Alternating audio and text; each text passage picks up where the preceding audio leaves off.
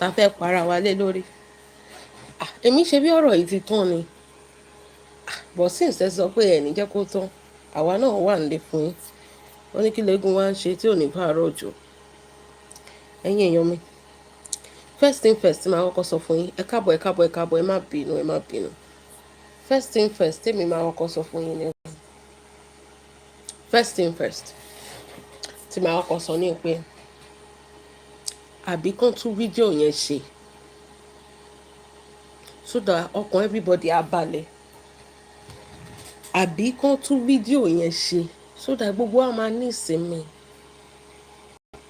Ṣé kán tún ṣe ni kán lè show ẹ̀dá yẹ̀mọ̀ fully because fídíò ẹyọ kan náà jù sí mi wọn ò jù sí mi náà wọ́n jù sí mi ni kí n má parọ́ torí ó lè dọ̀rọ̀ wọn ò jù sí mi o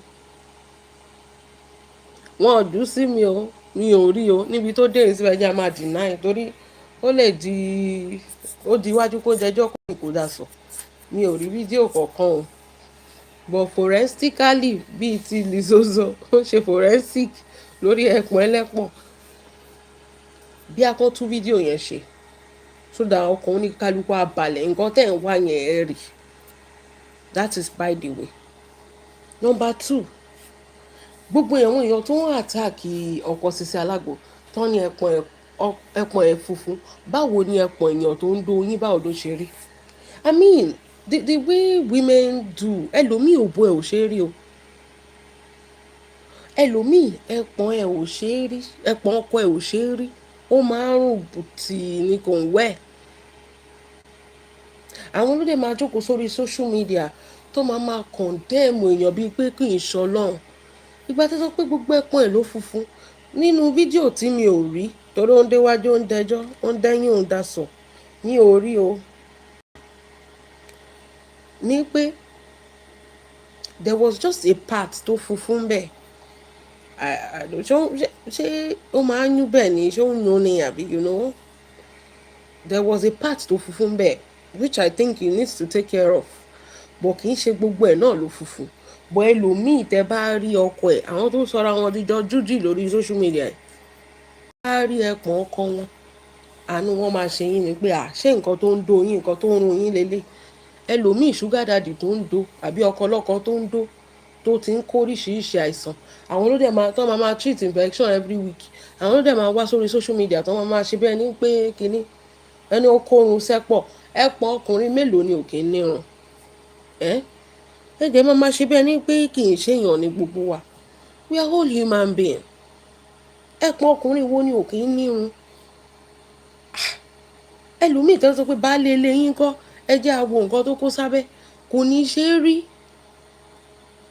ẹlòmíì every week ló ń treat infection ẹlòmíì ò lè ka ọyọ ọkọ tó ń wọnú òbò ẹ̀ àwọn tó ń kígbe tírísọ̀mù ní a week obìnrin míì anything ló kàn lè wọlé torí pé kí ni single woman ni kò sọ́kọ so ó kàn jámá tí ẹ̀gán wọ̀sì ju àwọn tó ṣe tírísọ̀mù yìí lọ tí ẹ̀gán wọ̀sì ju wọn lọ but nǹkan tèmi máa sọ ni pé tó bá ti dórí social media everybody is a saint until you are cast bẹ́ẹ̀ ni ẹ má jẹ́ kí anybody pressure anybody lórí social media yìí we are all human beings we make mistakes they enjoy them number 1 pé wọ́n ṣe ọwọ́ mẹ́ta ìyẹn ò kì í ṣe big deal fún mi ọkọ àtìyàwó ni wọ́n nǹkan tó bá wù wọ́n nìkan ṣe.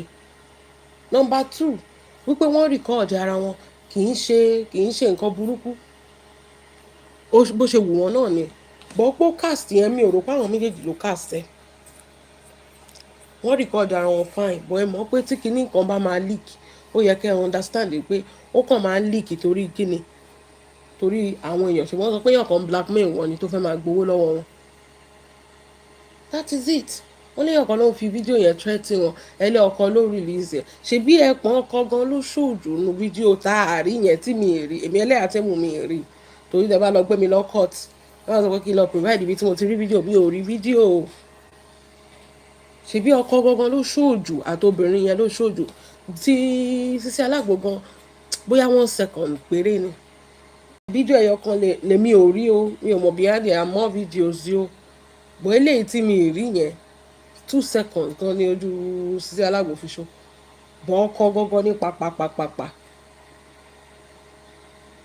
So if you think about it, ní pé I don't think ọ̀rọ̀ yẹn ó hard báwọn èèyàn ṣe ń mu onídọ̀tí ni wọ́n onídòkúdò ni wọ́n ayé ò bàjẹ́ kíní kan ṣe bí àwọn méjèèjì ló ní ara wọn and they are still married. Mo máa ń sọ fún yín pé okó náà ń dónú marriage. Mo ń gbọ́ kí ẹ̀kan tó ń sọ pé ṣé òun ò lè ṣé wọ́n lè jẹ́ kí ọkùnrin mi wá dó sisi alágbo bẹ́ẹ̀. Ẹ jẹ́ n sọ kíní kan fún yín ní ìlú tá a wà yìí obìnrin ẹyọ kan ọkùnrin méjì àdẹ wà lórí ẹ̀ at the same time ìkan máa wà nísàlẹ̀ ìkan máa wà lókè òun máa wà láàrin bíi hamburger I swear ní nǹkan tó ń dán lára ni ìkan máa kì í bọ ojú ìwò níwájú ìkan máa kì í bọ inú ìwò díẹ̀ lẹ́yìn wọ́n dẹ̀ máa jẹ́ so tó bá yẹ pé yẹn lẹ rí nǹkan ẹ máa ti kú lórí social media yìí ṣe rí behind the door behind the matrimonial nǹkan burúkú làwọn èèyàn ń dánwò and it's left for them but I don't think they will purposely cast themselves you understand I don't think they will purposely cast themselves and ridicule themselves like that pẹ̀lú pé wọ́n tẹ̀ mọ́ pé kí o marriage wọn wọ́n ṣe marry ni and ó ní a lot of drama nínú a lot of people did not believe in them gbogbo èèyàn ló ń wá bọ́n ṣe máa ṣubú so I don't believe that they will purposely do that to themselves tẹ́ ń parọ́ pé Akeem ló ṣe kínní no now ẹ dẹ̀ fi Akeem lẹ̀ ẹ̀pọ̀n ẹ̀ ó ní làpálàpá lẹ́kàn ó ní kúrò náà lẹ́pọ̀n ó ní kíní kan lẹ́pọ̀n ẹ̀pọ̀n ọkọ yín kọ́ ẹlòmí obìnrin míì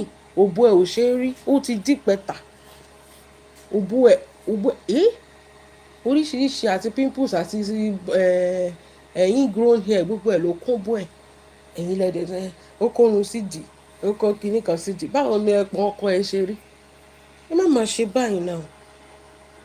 báyìí náà ẹ wà compassionate ẹ ti gbàgbé pé yàn ni wọ́n tí nǹkan kan bá lọ ṣe wọ́n bẹ́ẹ̀ yẹn ọrùn yín ló máa wà ó ṣe mọ̀ pé a lè handle heat jura wa lọ nǹkan tó sọ pé this is not the time for you to criticize them or to blast them ẹ soft tẹ́ bá tẹ́ fẹ́ sọ̀rọ̀ pass your point out with orí pípé that is it kò séyàn tí ò kì í dóko ẹ lè gbàdúrà kọ́lọ́run yọ òun kó kúrò lọ́rọ̀ ayé yín obìnrin mi ìdídò bíi 6 ló ní ṣé yẹn gan ò ti ju 3 sọ́ọ̀mù lọ́gán obìnrin mi every month ló ń pààrọ̀ dídò ṣebí bẹ́ẹ̀ la wà tí yà á gbé dídò ńlá yẹn tó gbé sínú òbò ẹ̀ lórí live video mọ̀mọ́ yín ẹ̀rí dídò burúkú ńlá burúkú tí yẹn dàbí odidi igi ọ̀gẹ̀dẹ̀ tó dàbí stem igi ọ̀gẹ̀dẹ̀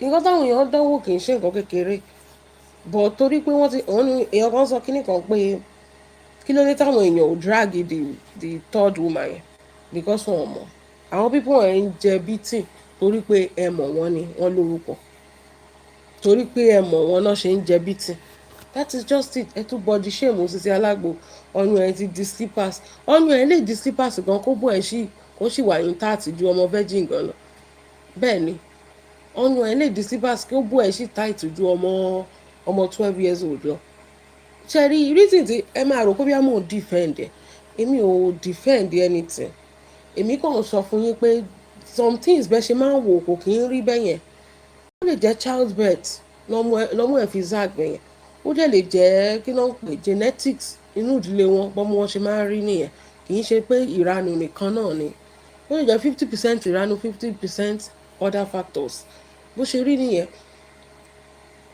bọ̀ ẹ kì í fúnyàn ní pass ẹ kì í fúnyàn ní anything ẹ kàn máa bìí ẹbẹ ni pé ẹ̀yin ni saints ẹ̀yin lẹ mọ̀ ṣe àwọn yẹn ò mọ̀ ṣe ẹ̀yin lẹ ní right láti judge anybody no everybody have been kinking in one place in one part of their life at one point in their life mo sọ fún yín the craziest thing tí mo ṣe lèmi àtọkọ mi adóra wa nu mọ́tò that's the craziest thing I've ever done àwọn ẹlòmíì gan tó ń bú Sisi Alágbo wọ́n ti ṣe threesome rí o láti school wọ́n ti ṣe láti university days wọn torí wọ́n ní ìdí owó wọ́n ti ṣe ẹlòmíì gan ọkọ ọ̀rẹ́ ẹ̀ ó ń ó ń bá sùn ṣé yẹn ò wọ́ọ̀sì ju threesome lọ obìnrin míì wà ẹwẹ́rú mẹ́wàá láká tó ń ké kiri yẹn ṣebí tí baálé tí ọkọ tó fẹ́ ṣebí ọkọ tó fẹ́ níyàwó sílé ọkọ tó fẹ́ máa ṣe kí ni ó máa dóyàwó inú ilé the same okó náà ló ń bọ̀ wá tìbọ̀ ẹ̀ lóbó so kí ló ti ṣe tírísọ̀mù náà nìyẹn ó ti ṣe tírísọ̀mù náà nìyẹn náà ọkọ tó wà nínú ilé á dóyàlé á dó girlfriend níta á dẹ̀ sì dówọ̀ náà so kí wá ní big deal kí wá ní ìyàtọ̀ ìwọ àti Sisi Alágbo àbí ọkọ yín ò kì í cheat kí sọ pé irú ọkọ mi báyìí ṣé mo mọ ibi tó lọ ni kò níyàwó kejì èmi nìkan níyàwó ẹ̀bọ̀ ṣé mo mọ ibi tó lọ ni ṣé mo mọ èèyàn tó lọ bá sàn ṣèbí ó sì máa padà wá nílé ó sì máa wá tẹ okó yẹn bọ̀ mí ń dì náà ẹ wá ṣe bí ẹni pé there is big deal èèwọ̀ ní kinní kan ní persian cross fork gan ní kinní it's crazy I don't know a lot of people were commenting ó ní nǹkan tẹ́ fẹ́ kí n sọ kí n bá yín troll ẹ kí n bá yín drag ẹ number one reason tí mi fi lè drag ẹ má jẹ́ àparọ́ tọ́ra wa òun àtọkọ ẹ̀ ló wà ń bẹ̀ tó bá jẹ́ pé kì í ṣòun àtọkọ ẹ̀ ló wà ń bẹ̀ ọmọbìnrin yẹn ti tẹ́ lọ́wọ́ mi reason tí mi ní fi drag ẹ̀ ni òun àtọkọ ẹ̀ tọ́jọ́ fẹ́ra wọn sílé náà wà ń bẹ̀ tó bá jẹ́ pé kì í ṣòun wàhálà ti ṣẹlẹ̀ then number two kí lójú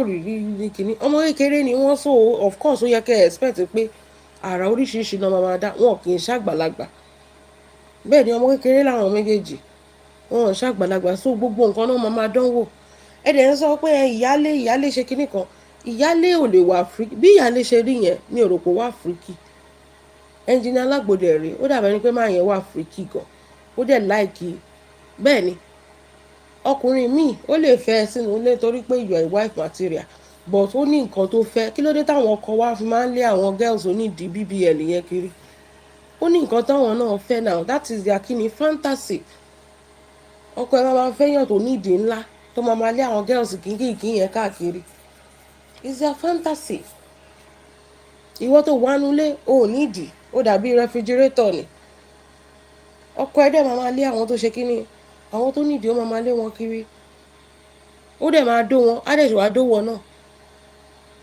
that is it there is no biggie in whatever it is they did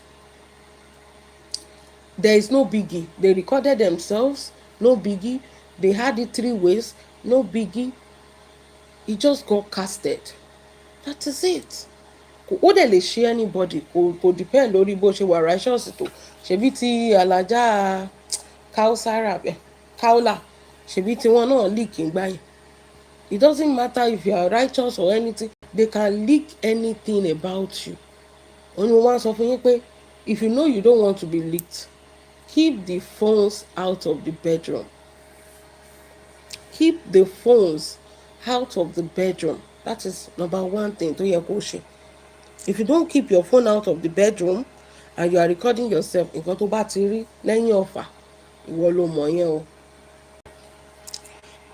I will be reading the updates of people concerning this whole thing because right now I am exhausted. Like this thing is just all over social media as if they've done an abomination. They are supposed to stone them to death. They are supposed to people are just taking it the wrong way and I cannot see the reason. And one thing I don't like is that this part of the world we came from, they are pretentious people. They are really pretentious. Nǹkan tó ń jà lé lórí tó fẹ́ para wọn yẹn obìnrin míì ń ṣe lọ́wọ́lọ́wọ́ obìnrin míì gan ọkọ ọ̀rẹ́ méjì ló ń dó papọ̀ ó dẹ̀ lọ́kọ lé obìnrin míì wà nínú ilé ń lọ ń yàlè ṣé yẹn ò wọ́ọ̀sì ju tírísọ̀mù lọ so a lot so the women say ó ṣe kíní jù ló ṣe kíní kan àwọn èèyàn gan tẹ bá rí wọn lórí oko tẹ bá rí wọn tó máa ń pàfọ́ọ̀mù lórí oko tó ń bá gbá microphone bó ṣe wà hólì tó tó ń bá gbá microphone mú báyìí ẹ̀rù Ọlọ́run máa bà yín ni bẹ́ẹ̀ ni ẹ̀rù Ọlọ́run máa tó bá kí ọkùnrin mọ́lẹ̀ bíi pé kẹ́mi ẹ̀ bọ́ síbẹ̀ ni láwọn tó ń borí tó ń ṣe bíi kíní wọ́n dó àpáàrà oko. I know women have, women are just pretentious. Women don't want to be, I'm different. I'm a holy person. Irony, behind the closed door, wèrè lẹ́lòmíì wọ́n pọ̀ ń bẹ́ẹ̀ tó jẹ́ pé wèrè ni wọ́n tẹ bá rí action ẹlòmíì lórí oko tó bá dẹ̀ dé church níjọ́ Sunday ní believe pé the same person ni wọ́n. That is it. Women are freaky, but they used to pretend as if ẹni pé they are not freaky, they are good girl. Irọ́ ni. Deep down they have crazy fantasy than men. Deep down àwọn obìnrin ní crazy fantasy than men, but wọn ò lè sọ torí ojú tí wọn. That is it. So judging Sisi Alagbo, èmi kàn sọ pé that part of the world that we are from, àwọn èèyàn wọn ò tí ì lajú. Ẹ bá dé bí báyìí, irú okòwò ló fẹ́ dó? Irú okòwò ló fẹ́ dó? Wàá dó kọ́lọ̀ tó bá fẹ́ dúdú tó fẹ́ funfun wàá dó papọ̀ tó bá ẹ wo ẹ má tẹ̀ lọ síbẹ̀. Ẹ jẹ́ àka nǹkan tí Flake James sọ. Ó ní now that we've all seen the video, I think it's high time we should all rest. Wọ́n ní kẹ́ ẹ sinmi. We should all rest. Focus on what bring food to our table. Kẹ́ ẹ dẹ̀ wá nǹkan tó máa fún oúnjẹ sórí tébù yín. Mo mọ̀ pé eléyìí is a direct shot at Mewalaka. Even if it's not a direct shot at Mewalaka, I'm sending that as a direct shot to Mewalaka. Ìwọ tó jẹ́ pé ọkọ ọlọ́kọ náà ló lọ gbà. Tó jẹ́ pé bọ́kọ ẹ ṣe ń bá yálé sùn ló ń bá wọ̀ sùn tó tún bá girlfriend sùn ń tà. Bẹ́ẹ̀ ni. So fúnra ẹ ní ìsinmi kó o dẹ̀ lọ dín gàrí ẹ̀ in peace. Wọ́n ní we should all rest and we should all focus on things that bring food to our table. And move to the next topic. It is quite unfortunate that this is happening at this time. No one sees this coming. We were all shocked. I personally couldn't sleep till daybreak. Kí ló gbórun lójú ẹ̀? Gbà mí. Lórí oko olóko àti òbò olóbò ó lè sọ tún lè jẹun náà kò jẹ́jẹ́ èmi ò máa rán yín ara tó bá wù yín kàn para wọn gan sínú òtẹ́rù màá sì jẹun màá sì sùn ṣé mi mo bá tiwọn jẹ́ ni ṣé èmi ni mo bá tiwọn eléyìí sọ pé òun ò lè sùn mọ́jú. I couldn't sleep till daybreak. I feel so hurt and disappointed. Are you their family? No, nǹkan tí mo ti ẹ̀ ń jẹ́ kó yé yín ni pé these people are still going to do it again. You cannot stop them.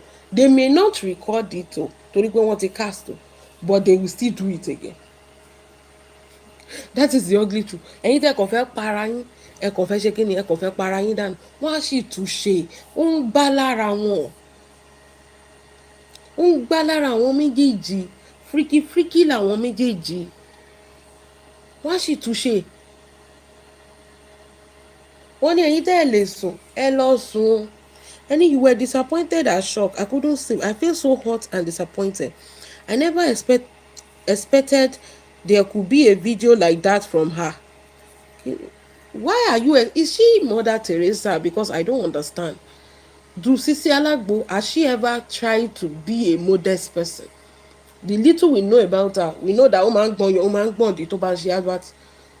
We know that she like boys. Woman gbọ́n wájú ọkùnrin báyìí. We know that Pepe Furu Ekpo. We know that she's a bad girl. Sisi Alagbo is a bad girl. So I'm not even disappointed. Bí nǹkan tó fi jẹ́ kí n wò pé I'm not disappointed. I didn't see it coming pé ó máa release the tape but bó tiẹ̀ jáde gan kò freak me because even her ways of life is not a good girl vibes. Sisi Alagbo is not somebody that I see and I say she's a good girl. No. According to the content and the things she posts online, the weight of man gbọ́n di agbolo nta kí ló dé tó ń gbọ́n di any small thing papa sufe ó ń gbá lára ẹ má pa action mọ́ ọmọbìnrin lára ẹ má pa action mọ́ lára. So you say you were not expecting a video like that from her. Are you expecting her kó ṣí Kúránì kó máa ṣe wòlímọ̀ ni? Because I don't know. Are you expecting somebody that is dancing freaky wájú eléré bẹ́yẹn kó máa ka Quran? kó máa ṣe wòlímọ̀. See, there is a there is a difference here. Ṣé ti understand it? In fact, èèyàn kan tó bá pretend pé òun bọ kíní ni òun gba Ọlọ́run ju anything lọ, wèrè tún ni wọ́n on the other side. But this girl is a straight up bad girl. Àwọn èèyàn tí mo dẹ̀ máa ń like nìyẹn. Why? Because at least you already know them. You already know their action. You already know what they will do.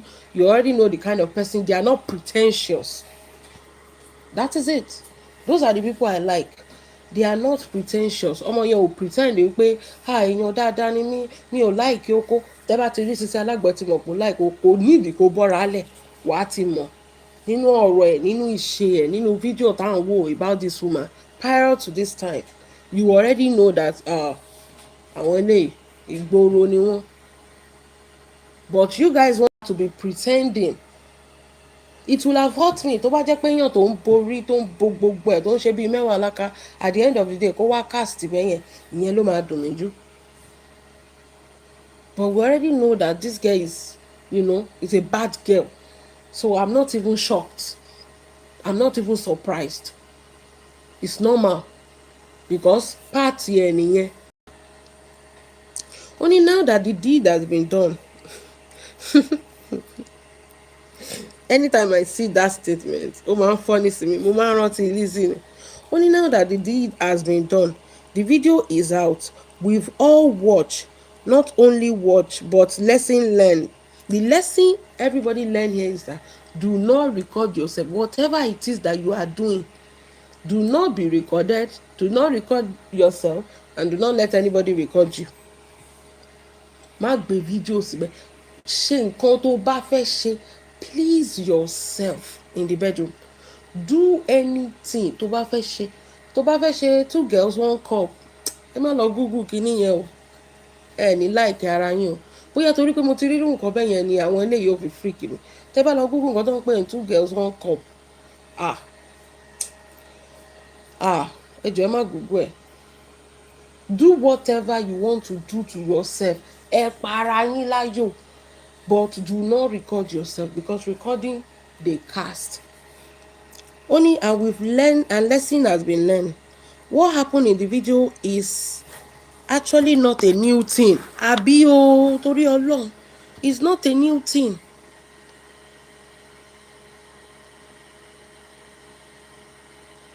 It's not a new thing. A lot of people do that for fantasy. Wọ́n pọ̀ tó ń ṣe kínní, ó ní mò ń sọ fún yín.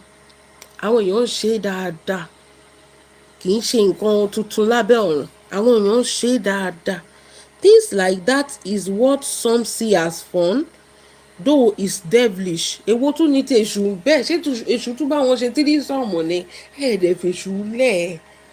Why is it devilish? Is it in the Bible pé o gbọ́dọ̀ ṣe tírísọ̀mù? Ó yẹ fún mi nínú ṣó wà nínú Bible àbò wà nínú Quran pé o gbọ́dọ̀ ṣe tírísọ̀mù. Why is it devilish?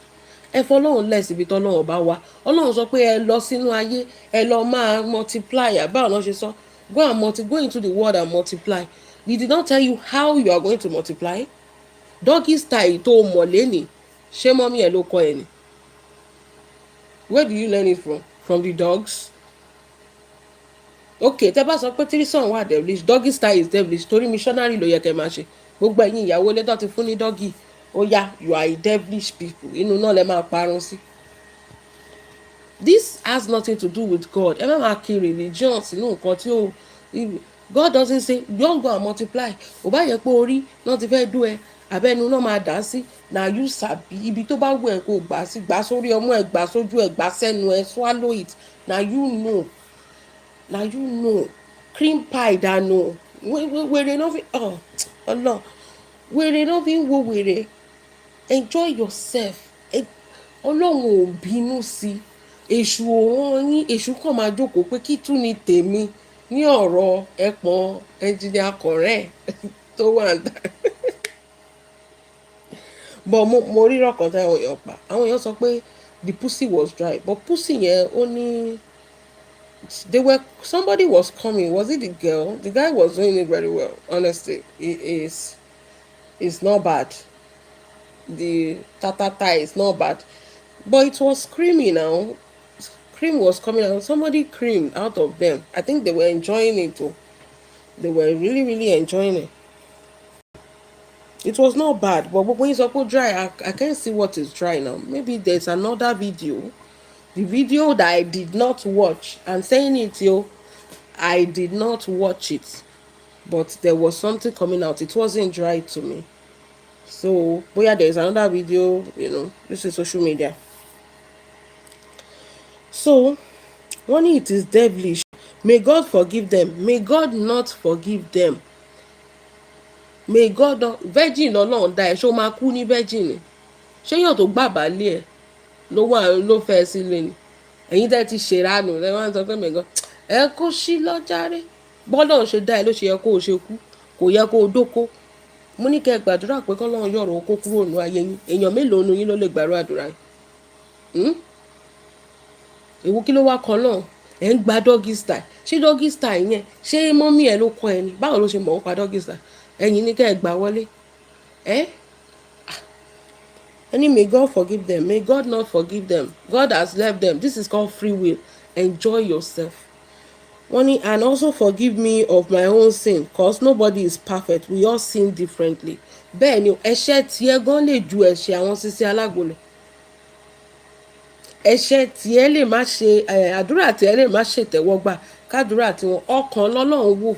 Ọlọ́run is not kò ní gbé kámẹ́rà dání kó máa bá yín ṣe kámẹ́rà down. He doesn't care about that.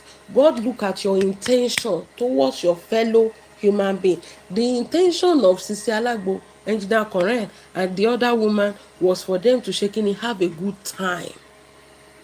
Ọkàn tí wọ́n mọ́ wọn ò ṣèkà fúnra wọn. They were having a good time. Ó dàbẹ̀ ni pé tó bá jáde pẹ̀lú àwọn ọ̀rẹ́ ẹ̀ tẹ lọ níbíà, tẹ lọ spa. Tẹ lọ dinner, tẹ lọ date, tẹ enjoy ara yín bí kinní náà ṣe rí nìyẹn. They just enjoy themselves. Kò ṣẹ̀ṣẹ̀ ń bẹ́ẹ̀. Ẹ má máa kó gbogbo ẹ̀ṣẹ̀ ni. Má máa sọ pé ẹ̀ṣẹ̀ they were not hurting anybody. Ẹ rí bó ṣe ń yàtà ni. Do they look like Allah? Ẹ rí bó ṣe ń yàtà ni. Everything is going the way it's supposed to go. It was entering, it was coming, it was doing everything. So there's no sin there. When God look at them and say, you people, you really enjoy this thing, yo.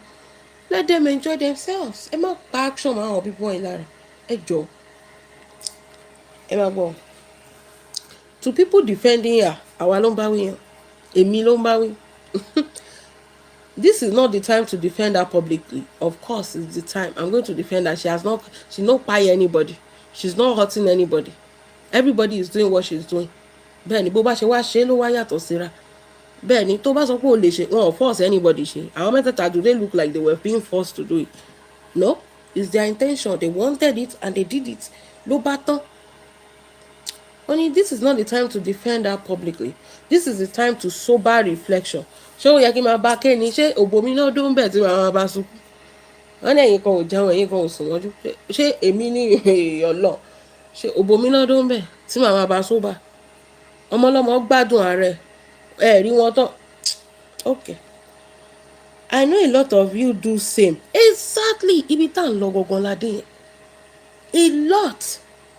Women ṣe àwọn tó ń dájọ́ yẹn àwọn tó ń dájọ́ yẹn irú mẹ́wàá lẹ wẹ́pọ̀n ká àbí kí náà ń pè é ilé ọkọ tó ti dánwò ṣé eré ló lọ ń ṣe ń bẹ̀ ni ṣé wọn gbóbo ẹ̀gbọ́n náà ni ṣé ìkòkò tó fẹ́ jata ṣé ìdí ẹ̀ ògbó náà ni kí ọ máa kó from ilé ọkọ tó ilé ọkọ ẹlẹ́ẹ̀kẹrin ló wà ṣé wọn ti ṣe bẹ̀ lábàṣà tán ti ṣe oríṣiríṣi wọ́tọ́ síbẹ̀ kó gbogbo ẹ̀ síbẹ̀. A lot of you are doing worse. You are worse than them. But wọ́n ní ẹni tílẹ̀ bá mọ́ bá ní bàrà. This is a time to sober reflection. I know a lot of you do same, and that is why you are all so shameless to come out and defend. No, I don't do that. I've never done that. I don't even think that I have the patience to see another woman or my husband. I don't think I can do that. But it's still normal. It's not being shameless. Tibani ẹ̀mí kí ló ń pè. If I have the urge to do that, I will do it. And there's no fucking thing you can do about it. Ìyálé ò lè gbé débẹ̀. ìyàwó dẹ̀ ń gbé bọ̀bọ̀ yẹn kọjá abẹ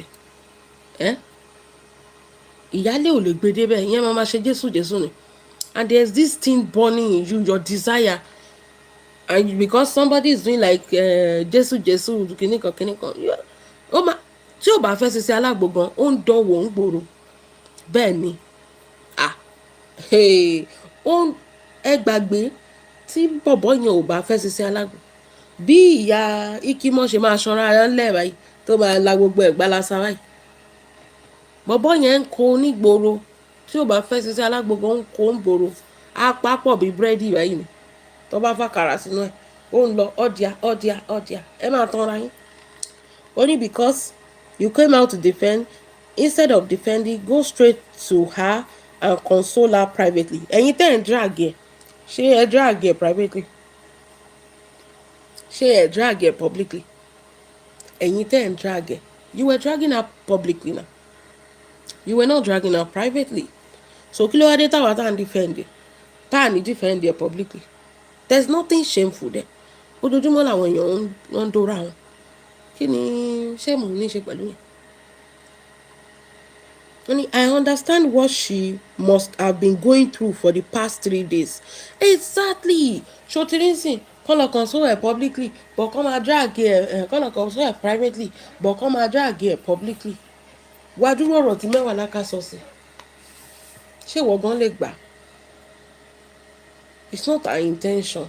Tó má tẹ̀ fẹ́ leak owó ẹ, at least kó tẹ̀ jẹ́ pé ibi tí gbogbo ẹ̀ tó bá yẹ pé ó tẹ̀ wọ bra torí ọ̀nà ẹ̀ náà fi drag ẹ̀ jù.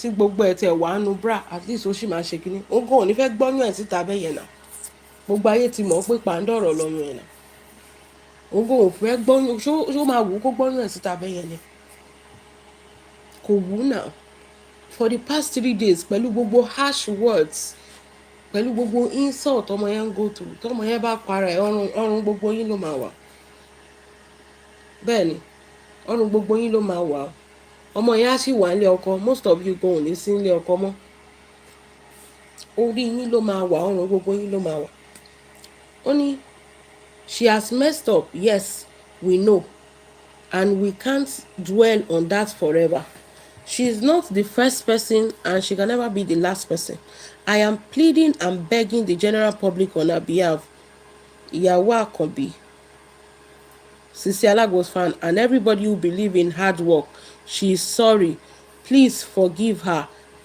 tó bá ẹ má tiẹ̀ dáríjì orí yín burú tẹ̀ bá kí ni forgiveness yín fẹ́ ṣe kí ni forgiveness yín fẹ́ ṣe as simple as that forgiveness yín ò lè sọ pé kó tún má dòkó mọ́ ni that is it everybody do this thing and everybody will come out to condemn other women for doing it. I don't understand the hypocrisy of African women. Ẹlòmíì wà gan most of gbogbo àwọn bloggers ọlọ́run ló mọ ọjọ́ tó ti ṣí láṣọ wò ọdún ìtẹ̀sí ọdún most of them they don't have husband dido is their knight and shiny armor lójoojúmọ́ oko rọ́bà náà rí bọ̀dì tílẹ̀ bá ti ṣú báyìí wọ́n ti bọ́ sórí bẹ́ẹ̀dì ẹ ti máa gbọ́ vùn bíi fóònù tó ń vibrate wọn máa domi ya ara wọn ti gbẹ̀ kan ẹ má forgive ẹ ilé ọkọ ẹ̀kọ́ ló wà ní kí ni forgiveness yín fẹ́ ṣe nínú life ẹ wọ́n ní to everyone with the okay ẹni sùúrù to everyone with the video kindly delete and find a place in your heart to forgive her it's so disappointing but kí la fẹ́ bá ọlọ́run fà wọ́n tiẹ̀ lè lọ kú dànù wọ́n lè lọ kú sẹ́ kò ṣe pé kinní kan ẹ lọ kú kí la fẹ́ bẹ ọlọ́run fà ọmọ burúkú òṣèlè fẹ́kùn pàjẹ́ tó ṣe bí òwe ẹ̀yìn àgbà to all social media user ẹ jèbù rẹ̀ àwọn olùgbẹ̀bẹ̀ let's forgive her we don't want her to enter depression she's still our girl and there is nowhere we will push her.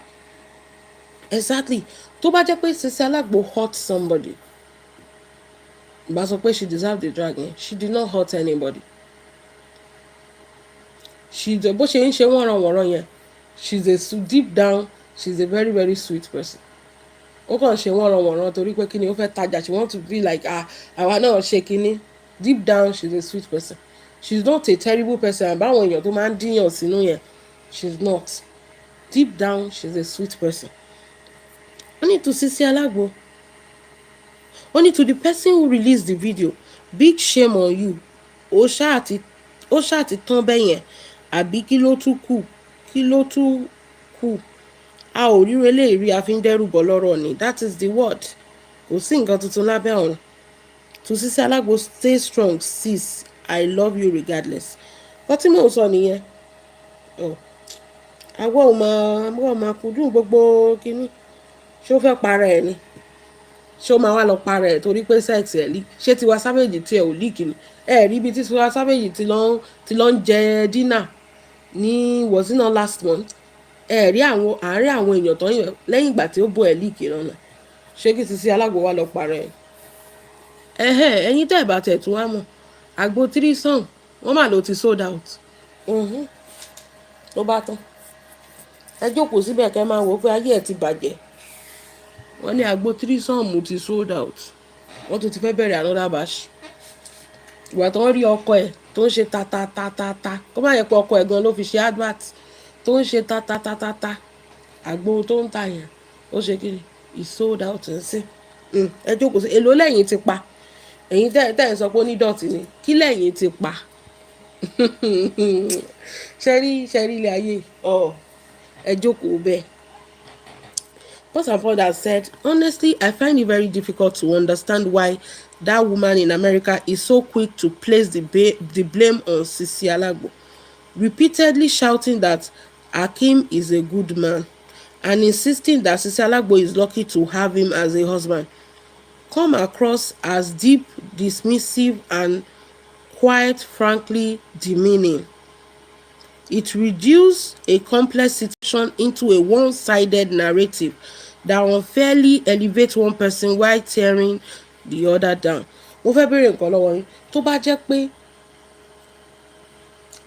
pé yàtọ̀ sí pé wọ́n sọ pé ibi ẹ̀pọ̀n bọ̀dá Hakeem funfun, yàtọ̀ sí yẹn, tó bá jẹ́ pé ẹ̀pọ̀n yẹn wà òkè kò sí nǹkan kan, wọ́n á drag Sisi Alagbo. Wọ́n á drag ẹ̀bí. This is a mistake of the husband and the wife. Carelessness wọn ló jẹ́ kí tape yẹn wà release. That is it. But everybody is focusing on Sisi Alagbo. Yàtọ̀ sí pé ẹ̀pọ̀n bọ̀dá Hakeem yẹn nǹkan ẹyọkan tó ń sọ nìyẹn. There was no much dragging. But the blame is more on Sisi Alagbo. And Sisi Alagbo was not even involved in the video. She was involved like 2 seconds. Sitting down and videoing herself. But the blame is on her. Ọ̀tọ̀ lèèyàn méjì tó ń dóra wọn. Ọ̀tọ̀ lèèyàn tí gbogbo ayé focus on tó ní ayé ẹ̀ ti bàjẹ́. The hypocrisy of this world. Only it reduces a complex situation into a one-sided narrative that unfairly elevates one person while tearing the other down. To begin with, an important question needs to be asked. Was it even Sisi Alagbo who posted the video in the first place? Kò possible àti engineer Koren àti Sisi Alagbo àti obìnrin yẹn. I don't think it's any one of them that posted the video. I don't even think that. I think there were 4 in that room. I don't think engineer Koren did not record the video. Sisi Alagbo show her face, but I think there were 4 in that room. That is it. Only to begin with, an important question needs to be asked. Was it even Sisi Alagbo who posted the video in the first place? If she wasn't responsible for putting it out there, then why is she being made the primary target of criticism and judgment? God bless Post and Ponder for this. They always spare the man when a situation like this. Ìgbà tí Tiwa Savage náà. Bọ̀bọ́ yẹn mú fóònù báyìí bíi pé ó fẹ́ tanná pé òun ò rí wò òun ò rójú òbò ẹ̀ kóun lè dó dáadáa. Kẹ́yìn ò dẹ̀ mọ̀ pé wọ́n ti ṣe plan.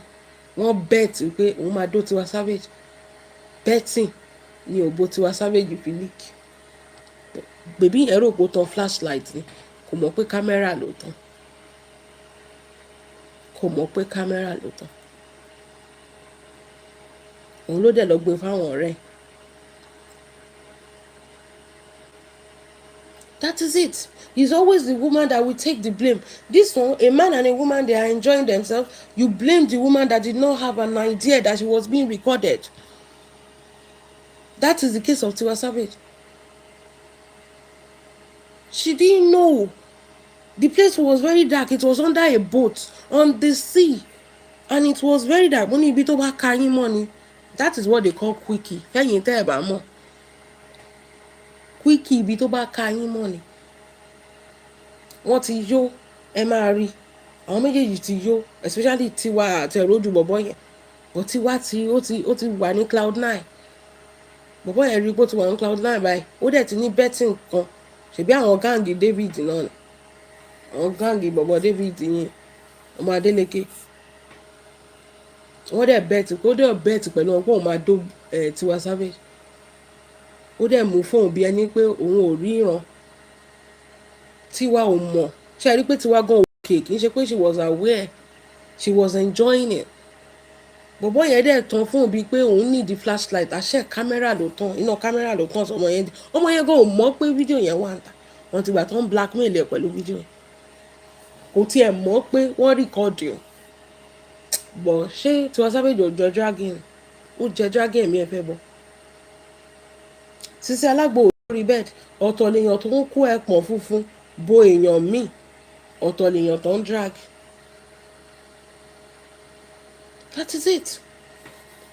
Only looking at the situation more critically, if Hakeem was comfortable participating in this kind of video with her while she was still previously married, then it raised serious concern about his own judgment and integrity. On what basis then does he consider himself different or morally superior? For him to think Sisi Alagbo won't do such with another man or will be faithful to him. The contradiction cannot simply be ignored. Someone like Sisi Alagbo easily get bored with same routine, which makes her to keep looking outside for some more excitement. Additionally, his apparent inability to manage jealousy and anger is troubling. Acting impulsive without considering the wider consequences, especially the potential damage to someone's personal life, business, and public reputation, speaks volume. In light of that, Sisi Alagbo should genuinely reflect on whether he is someone worth standing by, given the risks attached to his behavior.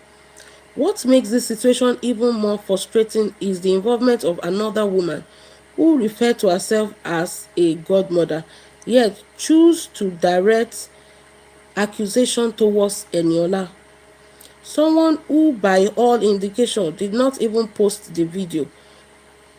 That kind of misplaced blame only adds to the unfairness and confusion surrounding the entire issue. At its core, this was a fantasy scenario. This was a fantasy. Kò sí ẹyọ èṣù kúrò, ẹyọ Ọlọ́run kúrò.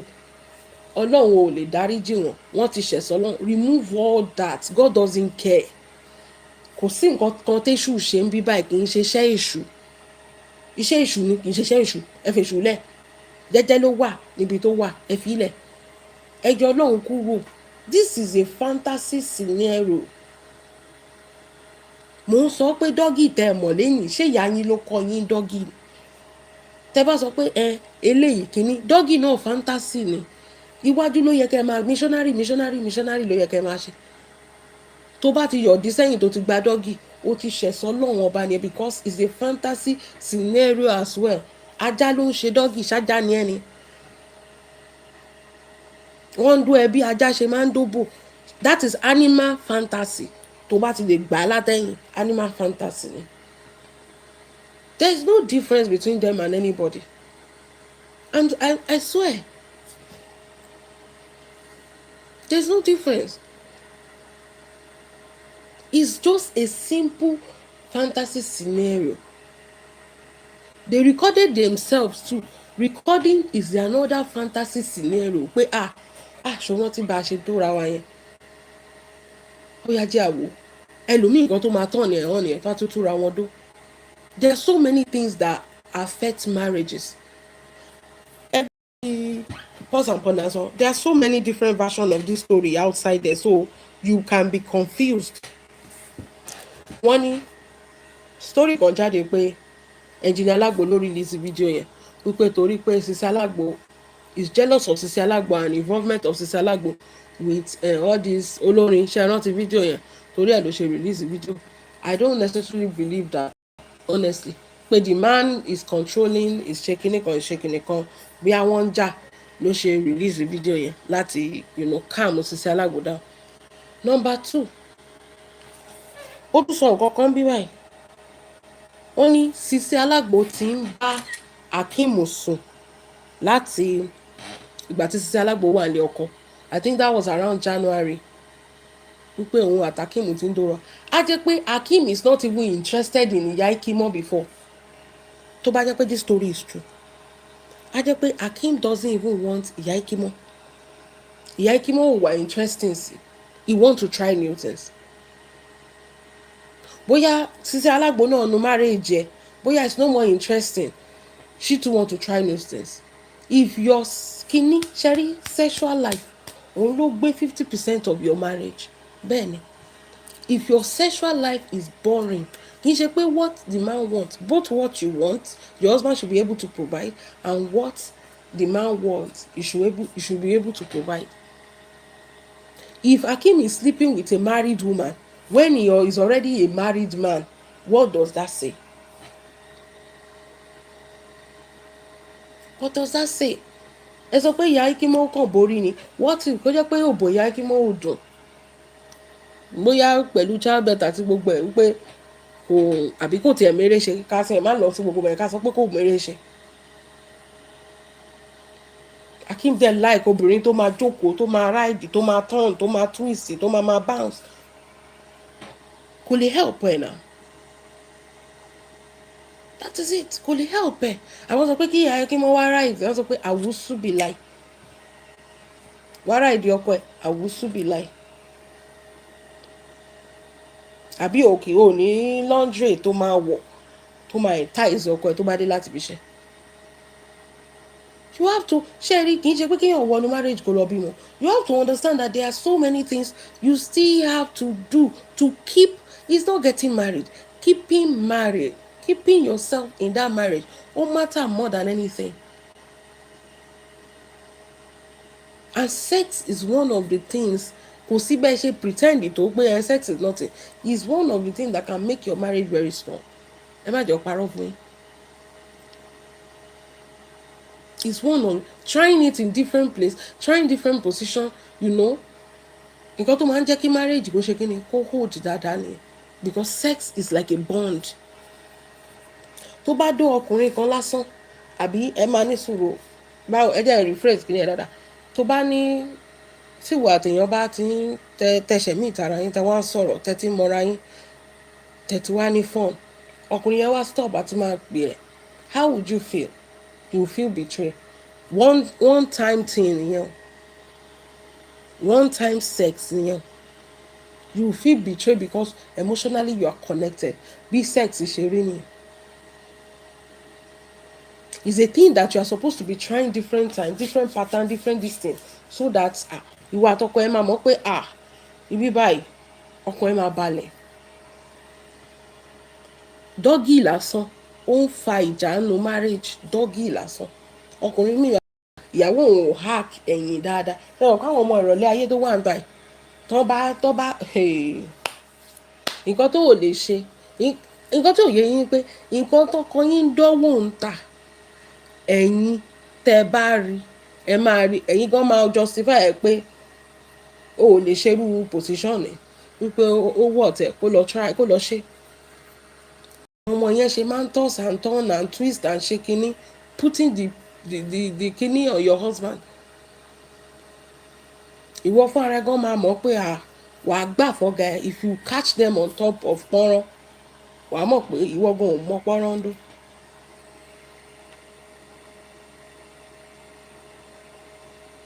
A lot of things like that. tó bá ti ń dóra wọn tó ní ìgbà tán ti á jẹ́ pé àwọn méjèèjì they are not even happy in the marriages that they are. It's just we are just married because we are married. Tó bá yẹ pé wọ́n ń dóra wọn tẹ́lẹ̀ wà ní ọkọ tí sísá alágbó wà ní ọkọ tí ẹnjìnà kọ̀ọ̀rẹ́ níyàwó sínú ilé tán dẹ̀ pàdé ara wọn bẹ́ẹ̀ yẹn tán dẹ̀ rúnra wọn bẹ́ẹ̀ yẹn tán fi ṣe tírísàn.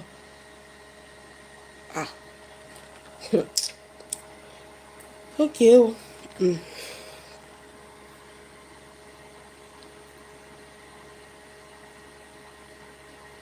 The kind of misplaced blame only had to the unfairness and confusion surrounding the entire issue. At its core, it was a fantasy scenario, something both individuals have equal agency to either accept or reject. Ọkọ ẹ lè sọ pé okay o, mo fẹ́ kó máa okay ẹ jẹ́ sọ eléyìí common dáadáa. Most of àwọn obìnrin like kọ́kọ́ wọn máa gbé orí sí wọn lábẹ́ kó máa lá plate wọn. Wọn ò ní sọ fún yín o. Ṣàṣà lóbìnrin tí ò like ẹ̀. Most of àwọn obìnrin like kí ọkọ wọn gbé orí sí wọn ní abẹ́ kó leak plate wọn. Obìnrin míì ṣàgbèrè torí pé ọkọ ẹ̀ ò kí ń la wọ́n là ń tà. Bẹ́ẹ̀ni obìnrin míì ṣàgbèrè torí pé lílá lásán ọkọ ẹ̀ feel disgusted pé òun lè máa ládìí o. You have the right to reject. Okay, what if in the marriage the man rejects and that is what you want? But at one point, marriage, you have to be able to compromise because you will not think about yourself alone. You have to compromise for your partner. It goes both ways. Nínú fídíò yẹn kì í ṣe pé wọ́n obìnrin tí ò bá fẹ́ ṣe ẹ ti máa rí lójú ẹ̀ náà. Wọn ò force anybody. They were both in the mood. Kọ̀ọ̀rẹ́ ẹ̀ wò kè báyìí ó dẹ̀ rí kámẹ́rà. Nínú fídíò tí mi ò rí o, mi ò rí fídíò wọn o. Ẹ bá gbé mi délé ẹjọ́, mi ò rí o. Ó wo kámẹ́rà báyìí ó rí pé wọ́n rí kọ́dọ̀. Sisi gbé kámẹ́rà sójú wa rẹ̀. They knew exactly what they were doing. If one person did not want, kíní yẹn gan ò ní wáyé. If one of them did not want it, ó lè wáyé o in another way. Bóyá kọ̀ọ̀rẹ́ ẹ̀ lọ kóbìnrin méjì, ó dẹ̀ lọ bí àwọn olóṣó méjì, ó dẹ̀ bá wọn sùn. That is it. They can reject and accept, but the two of them kò dàbẹ́ ní pé first time tó ń ṣe irú nǹkan mẹ́yẹn. That is nǹkan tó ń worry èmi nìyẹn. You guys worry about the wrong thing. I feel they have tried different positions. They have opened this Kama Sutra book. Wọ́n ti ṣe bó ṣe wà yẹn. Wọ́n ti dóra wọn more than 100 times because it was now nothing to them. If you are dating somebody, just take for example, if you are dating somebody, hello Mami Olajumoke, ẹ káàbọ̀ ma. If you are dating somebody and the person is fucking somebody else right in front of you and you are just playing camera like it's nothing, wọ́n ti balẹ̀ ayé jẹ́ ju nǹkan tẹ́yìn rí yẹn. Rí dẹ́ẹ̀rí ló pọ̀ jù. Tó sọ pé wọ́n ló ga o. Tó yẹ mo ṣe sọ pé ẹ má para yín. Àwọn pípù wọ̀nyẹn tẹ́ bá ń gbọ́ pé first class porn star làwọn méjèèjì. Ìgboro làwọn méjèèjì. Ìgboro làwọn méjèèjì first class ni wọ́n. Ẹ̀yin lẹ ń farawé wọn pé wọn ò ní tìjú. Àwọn yẹn ti já ojú wọn ti clear. Àwọn nǹkan táwọn ṣe, oh I don't want to do this, oh this thing I'm shy. Ṣé ẹ rí shyness lójú Sisi Alágbo? Ẹ rojú ẹ̀ bó ṣe ẹ ti mọ̀ pé àwọn ọmọ kinní ni kinní kì í ṣe ọmọ gidi. And Kọ̀ọ̀rẹ́ too is in for the Kọ̀ọ̀rẹ́ kan fojú ó kàn ní gentle face. Wèrè ògidì wèrè náà ló náà. Maybe they both met themselves in a marriage and they feel they are not compatible and they shake in and they say Sisi Alágbo is in her 20s. I don't know her age, but kì í ṣàgbàlagbà. I don't think she will be in her 20s. Maybe late 20s. Tó bá tẹ̀ máa jẹ́ 20, 29 or 30. Kì í ṣàgbàlagbà. Pátápátá ẹ̀ 32. Ẹ ti máa mọ̀ pé wèrè ni wọ́n. Ẹ jẹ́ àkókò kàtọ́ sí. wọ́n ní so it is therefore reasonable and intellectually dishonest to place the burden of blame solely on Sisi Alagbo. Doing so reflects a lack of balance, authenticity, and commitment to the truth. Untimely accountability should not be selective. If anything, Hakim's action suggests that he is not someone who will be blindly trusted either. Nǹkan tí Pọ́s and Bọ́ndà sọ ni. Nǹkan tẹ́mi sọ ni pé these people have been doing this for a long time. It's not their first time. They have been doing it very, very well. They were not forced into it. They enjoy themselves. You know, I feel like they fit themselves. Bí mo ṣe feel ni, I feel like these two people, they are not. Hakim is never supposed to be with Iya Ikimo. With what I've seen, Hakim is never supposed to be with Iya Ikimo. I mean, is not the type of woman that fits somebody like him. That is just it. The kind of woman that fits Hakim, òun ni Sisi Alagbo. Torí ẹ̀ lọ́rọ̀ wọn ṣe jíra wọn. Ẹ̀rí pé ó jarí ni, ó lóun máa fẹ́ kò sí nǹkan tí Iya Ikimo máa ṣe. Mo rí kọ́mẹ̀ntì kan táwọn èèyàn kan sọ pé kí Iya Ikimo kó má jẹ́ káàkiri gbé ẹpọ̀n yẹn wá dóhùn dey play. Ṣèbí January náà ti ṣe kìíní ẹ̀. Ṣé Hakim ti dó ní January nǹkan ṣèbí Hakim ó sì sọ pé ẹ ṣe mo fún ẹlẹ́pọ̀n tiẹ̀ mọ́jú. Iya Ikimo ti on a steady ni. Òun máa dóko máa pretend bí pé òun ò dóko ni. Ìyẹn gan wọ́ọ̀sì ju Sisi Alagbo lọ. Ìyẹn máa dóko má bà ayé mi jẹ́ ó máa gbádùn ẹ̀ mọ́jú ó máa má bà ayé ó ti bà tèmi jẹ́ má bà ayé mi jẹ́. Ìyẹn máa dóko máa pretend pé òun ò dóko ni. That is it. Ṣé láti January yẹn Iya Ikimo ò dó ọkọ ẹ̀ tó bá dẹ̀ fẹ́ lọ kó máa lọ. Ṣé ẹ̀yin lẹ fẹ́ wá tọ́jú àwọn ọmọ tó bá bí sílẹ̀ àbẹ́yìn lẹ máa take care. Wo ẹ jẹ́ n sọ kíní kan fún yín tí mo dẹ̀ ń sọ tí mo ń tẹnu mọ́. Engineer Alagbo ó láìkí Papa Sufe. Ṣe rí àwọn ọkùnrin àwọn ọkọ wa náà wọ́n ń ṣe ń tà. Ó lè má mọ̀ bọ́ ọkọ ẹ̀ ń ṣe kó tó wá dó ẹ. Ó lè kọ́kọ́ lọ dó ọmọbìnrin àbí secretary kó lọ dó secretary. Ó sì ń gbé okó yẹn bọ̀ lé the same day láti wá dó ẹ. Ó yá ẹ tún sunkún lọ. Ẹ tún sunkún. Every man doesn't explore someone, but we know they record. Exactly. Money mistake. No. Recording is not even a mistake. Podcasting. A lot of people used to record here now. That one you recording is another fantasy. Wọ́n máa record àdánù dáadáa. Obìnrin kan tiẹ̀ ti fi record òyìnbó ti fi recording òun àtọkọ ẹ̀ ó ti fi hàn mí lórí fóònù. Èmi gan kígbe pé ẹ̀ ń try bí báyìí o. Ṣé the part of the world we are from ló dàbẹ̀ ní pé our own alaja was popping. Hello Mr. Daniel ẹ̀kọ́ ọjọ́ mẹ́ta. Ló dàbẹ̀ ní pé we are more like we are ṣe kíní kan náà outside Nigeria.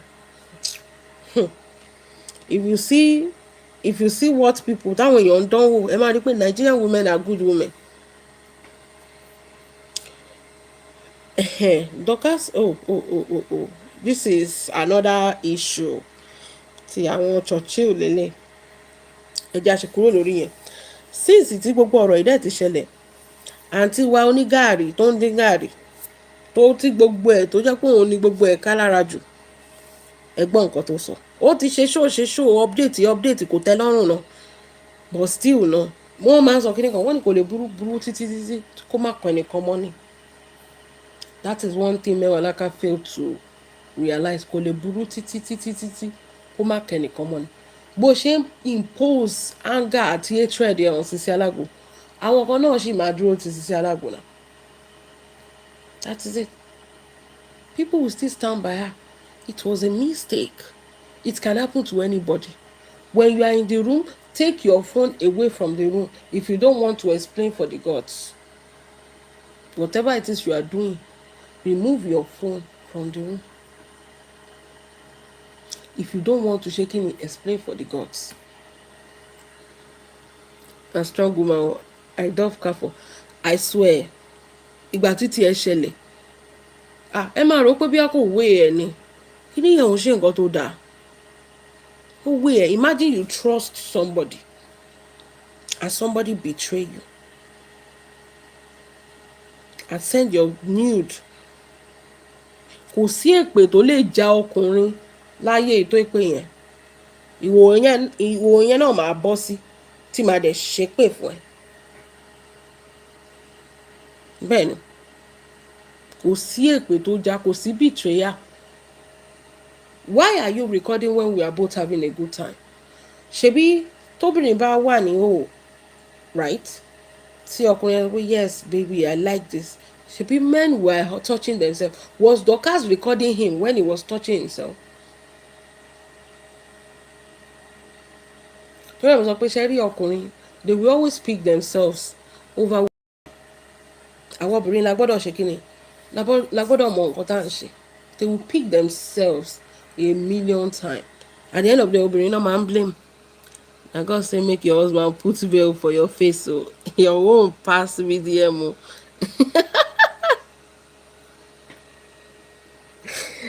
Mr. Daniel, this is a mistake. Mi ò dẹ̀ kí n ṣẹlẹ̀. Disguise lásán ni. Èmi go gbádùn. Disguise lásán ni. Mi ò kí mo kàn ń bójú online ni ọkọ mi ló ní kí n máa bójú.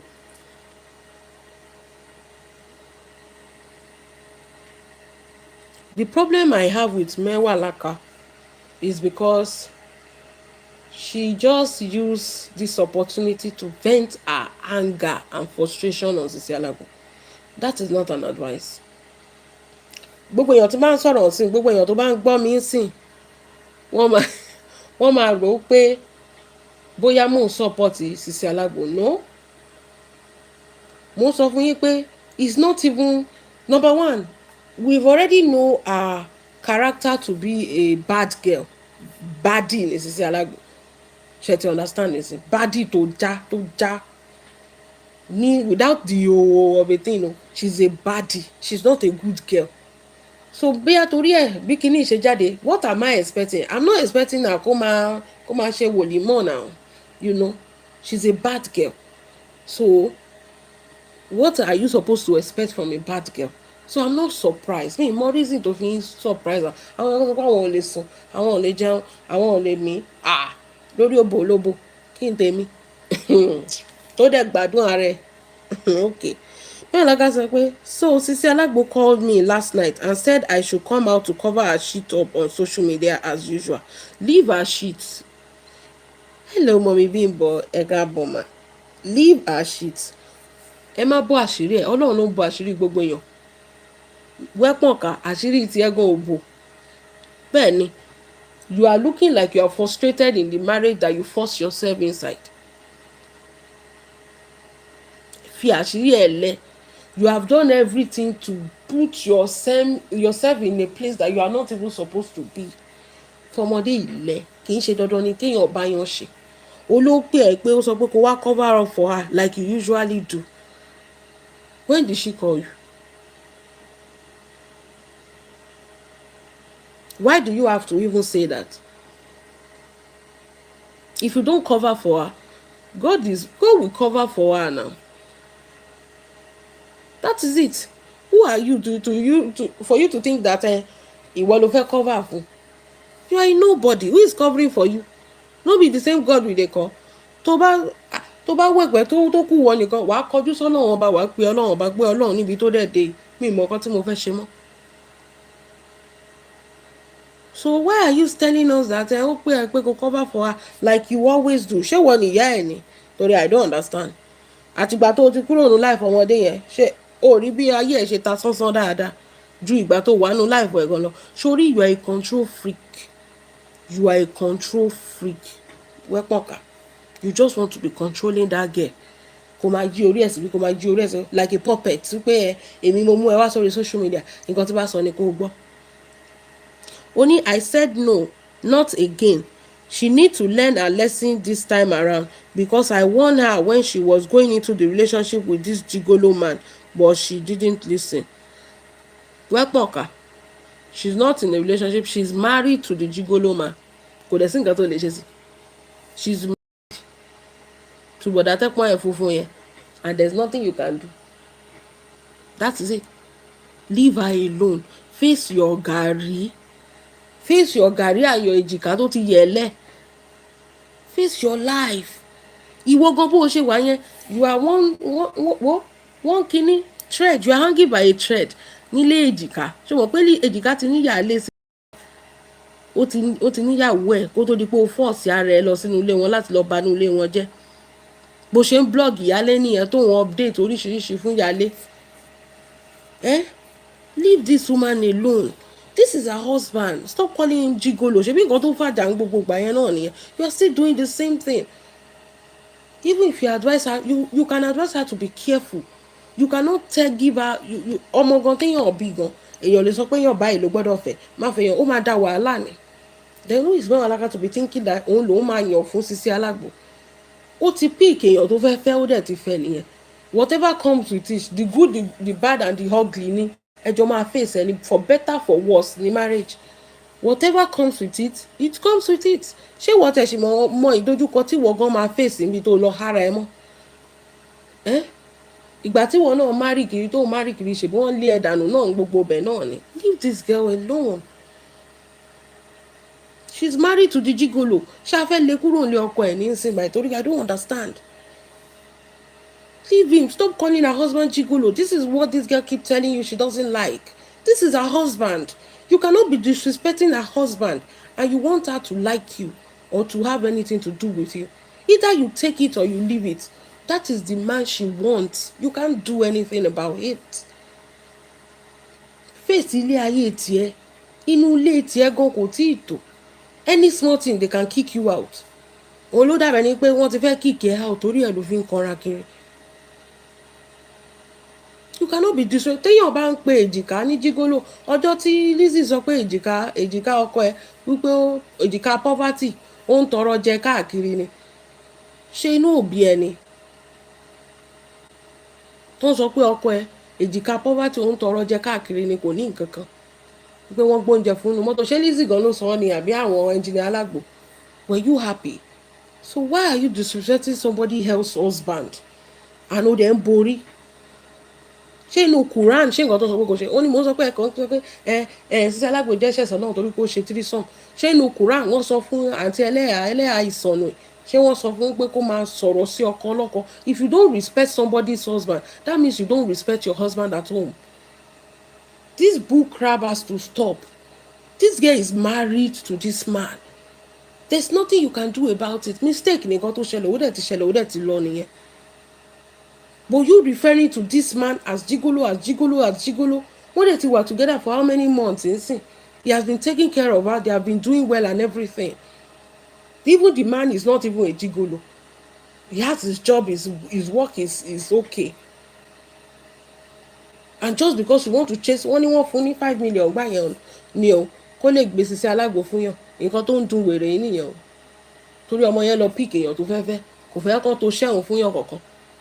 At the end of the day ẹ máa lọ tó ṣe Sisi Alagbo fún àfáà kan ṣé ọmọ yẹn jọ èèyàn tó lè dúró sọ́ndà àfáà? Ṣé ọmọ yẹn jọ ẹ̀jẹ̀ nǹkan kínní ẹ̀ má bínú mẹ́wàá láká wọ́n Sisi Alagbo back. Bẹ́ẹ̀ ni gbogbo àwọn ìyá alájẹ dọ̀ that is why she attacked Dorcas now torí pé Dorcas ebi ti pa wèrè torí pé Dorcas ló ń polówó ọjà Sisi Alagbo torí ẹ̀ ló ṣe attack Dorcas. Ṣé Dorcas ṣe ẹ̀ ni? You cannot be saying that to your husband and to somebody's husband and you want them to respect your husband. Tó bá sọ pé orí èjìká ti yí ń sìn báyìí ìwọ inú ẹ̀ ò ní dùn tó bá gbé èjìká jáde tó bá jẹ́ pé ọmọ yẹn wá déyàn kan tó ní school sheet bíi ti Ṣọlá pé tóun náà gbé èjìká ní ṣọ́ọ̀bù àbí kí lórúkọ ọkọ yẹn tó gbé jáde tó ba ojú ẹ̀ jẹ́ would you be happy? If you know you don't fuck with somebody you can just go your way without involving remove yourself from her life na by force. ṣé this godmother ìsọnù ṣé dandan ni ọmọ yẹn sọ pé òun ò fẹ́ you are a narcissist and extremist it's so obvious you want to impose somebody else into her life she said she doesn't want she want to pick for herself ẹ má yàn fún kì í ṣọmọdé èèyàn tó dẹ̀ wù ú nìyí tó dẹ̀ mọ̀ so for better for the good the bad and the ugly ní marriage ẹjọ́ máa wà ń bẹ́ẹ̀ ni mo sọ fún yín pé gbàtọ́ èmi àtọkọ mi ṣẹ̀dẹ̀ nílùú kò sí nǹkan tá a wà náà ò ṣe àjọ ń rọ ni but thank God for today ẹ má twist the words mi o àjọ ń rọ ni pé àjọ ń ṣiṣẹ́ láàárọ̀ lóru shift and everything but look at today that is what marriage is all ìforítì ni ó ti ṣẹlẹ̀ ẹ̀ ṣàfẹ́ para wa lórí ẹ̀ ṣàfẹ́ pa wọ́n ni ṣàfẹ́ mẹ́gbà tí wọ́n ń dì ká máa nà wọ́n ni ṣáyé ẹ̀ ní move on ni ṣé òjò ti lọ pa ibi tó ti ń dín gàrí ni àbí òjò ti pa gàrí ó dẹ̀ lọ ṣiṣẹ́ kó fi ilé ayé aláyé lẹ̀ ó dàbẹ́ ni pé ọkọ yẹn nǹkan ò lọ déédéé mọ́ frustration ò bá wẹ́pọ̀ kà náà stop calling that man that the girl doesn't like it. Only the guy deliberately manipulated her not to listen to me. Then who are you? Then ìwọ náà ò dẹ̀ lọ tó ọba ti fẹ́ ẹ́ bì kan ìwọ ò dẹ̀ kúrò ń bẹ̀. Why are you forcing yourself into Sisi Alagbo's life? Na by force. Only the guy deliberately manipulated her not to listen to me. Look at the outcome of their lives together. Nothing happened to their life. In fact, their life is even better than yours. You don't even know where you stand in ọkọ ọlọ́kọ's house tó lọ há mọ́. Tọ́ílẹ̀tì sì la yẹ ẹnu ilé ọkọ ọlọ́kọ tó lọ há mọ́. Nothing happened to them. This one shall pass. Bẹ́ẹ̀ ni ó ti ṣẹlẹ̀ sáwọn aṣíwájú rí. Ó ṣẹlẹ̀ sí Tiwa Savage wo bí tó ti ń jẹun. Sisi Alagbo tí kìíní ìṣẹ̀lẹ̀ sí àgbo yẹn ń sìn báyìí sold out ni. Àgbo tírísàn wọ́n ti tà á tán wọ́n tún ti fẹ́ bẹ̀rẹ̀ another batch. Gàrí mélòó ló ti tà? Ìyẹn onígàrí. Gàrí mélòó ni wọ́n ti tà? Nothing happened to them. Even for nothing gan wọ́n á tún popular sí ni. O má dúró gàrí tó máa tà kó tó rí 1 million. O má dúró gàrí tó máa tà kí ló ṣe láì fọ́ mistake ni so ṣé a máa pa wọ́n ni àbí wọ́n kàn lọ para wọn torí nǹkan tó ṣẹlẹ̀. Gbogbo àwọn tó wà nù nígbà tó dẹ̀ fẹ́ para ẹ lórí Sisi Alagbo sí àwọn tó wá ń fojú tó ń fi wèrè tó fi ń pọ̀ ti pọ́ọ̀nù nǹkan kí ni àwa fẹ́ ṣe sáwọn yẹn àwọn tó ń ṣe pọ́ọ̀nù lójú méjèèjì ṣe ẹ dá àwọn ọmọ lójú ayé tẹ bá rí wọn tẹ bá lọ sí sáìtì yẹn àwọn girls yẹn tó ń ṣe lójú méjèèjì tó ń sọ ọ́ di iṣẹ́. Only when I rebuke her then they felt I was jealous. Yes, you are jealous and you are a monitoring spirit. When you are monitoring too much but everything is gradually coming out, nothing is coming out. Fọmọlọmọ lẹ rántí ẹ Fálànà rántí ẹ tara ẹni là ń rán ìyẹn máa borí òfò kiri ẹ̀yin lẹ́dẹ̀ ń wá kí ayé ọmọlọ́mọ bàjẹ́ fílẹ̀ ó ti wà ní ọkọ tó dẹ̀ wù ló fẹ́ ẹ fílẹ̀ tó gbọ́rọ̀ sí ẹ lẹ́nu choice ẹ ni ìwọ dẹ̀ kọ́ ló bí mi ò mọ bí tí ẹ ṣe pọ̀ jù tó pọ̀ ṣe ìwọ náà sanwó ìyàwó fún ni ṣèbí fámílì ẹ̀ náà kó owó ìyàwó lọ àwọn yẹn dẹ̀ gbà lọ́wọ́ wọn àbí ta náà sọ dáórí ẹ̀ fún ṣé kìí ṣe inú fámílì ẹ̀ kan náà kó lọ ṣé àwọn fámílì ò gbà ni wọ́n dẹ̀ ti gbà kí wá ní tiẹ̀ tó fẹ́ para ẹ lórí ọ̀rọ̀ ilé ayé aláyé ṣe bó o dẹ̀ lọ́ máa tọ́jú àwọn ọmọ tiẹ̀.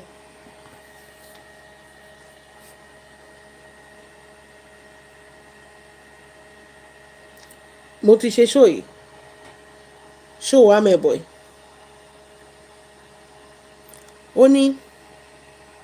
ó ní students you are all allowed to send voice note and put all your hangers on Dorcas for being the olórí burúkú behind the downfall of Sisi Alagbo.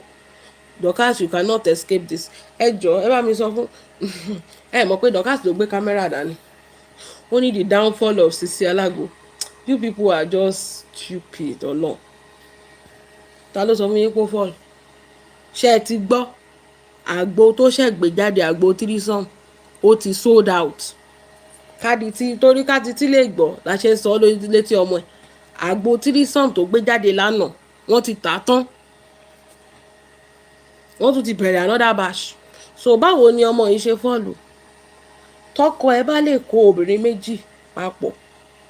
My dear àgbọ̀ ẹ ṣiṣẹ́ kò sí nǹkan tó lè sọ ta lẹ̀ torí bọ̀dá yẹn tó ń jáàkì bẹ́yẹn ẹ rí bọ́ ọmọbìnrin yẹn ṣe ń dún ní lábẹ́ àgbọ̀ ẹ ń ṣiṣẹ́ má jẹ́ kí anybody parọ́ fún ẹ wọ́n fún ẹ ní publicity ni orí Instagram tí gbogbo wọn béèrè àgbọ̀ yẹn dà ibo làwọn ti lè rà tí gbogbo wọn béèrè káàkiri because kí ló ṣẹlẹ̀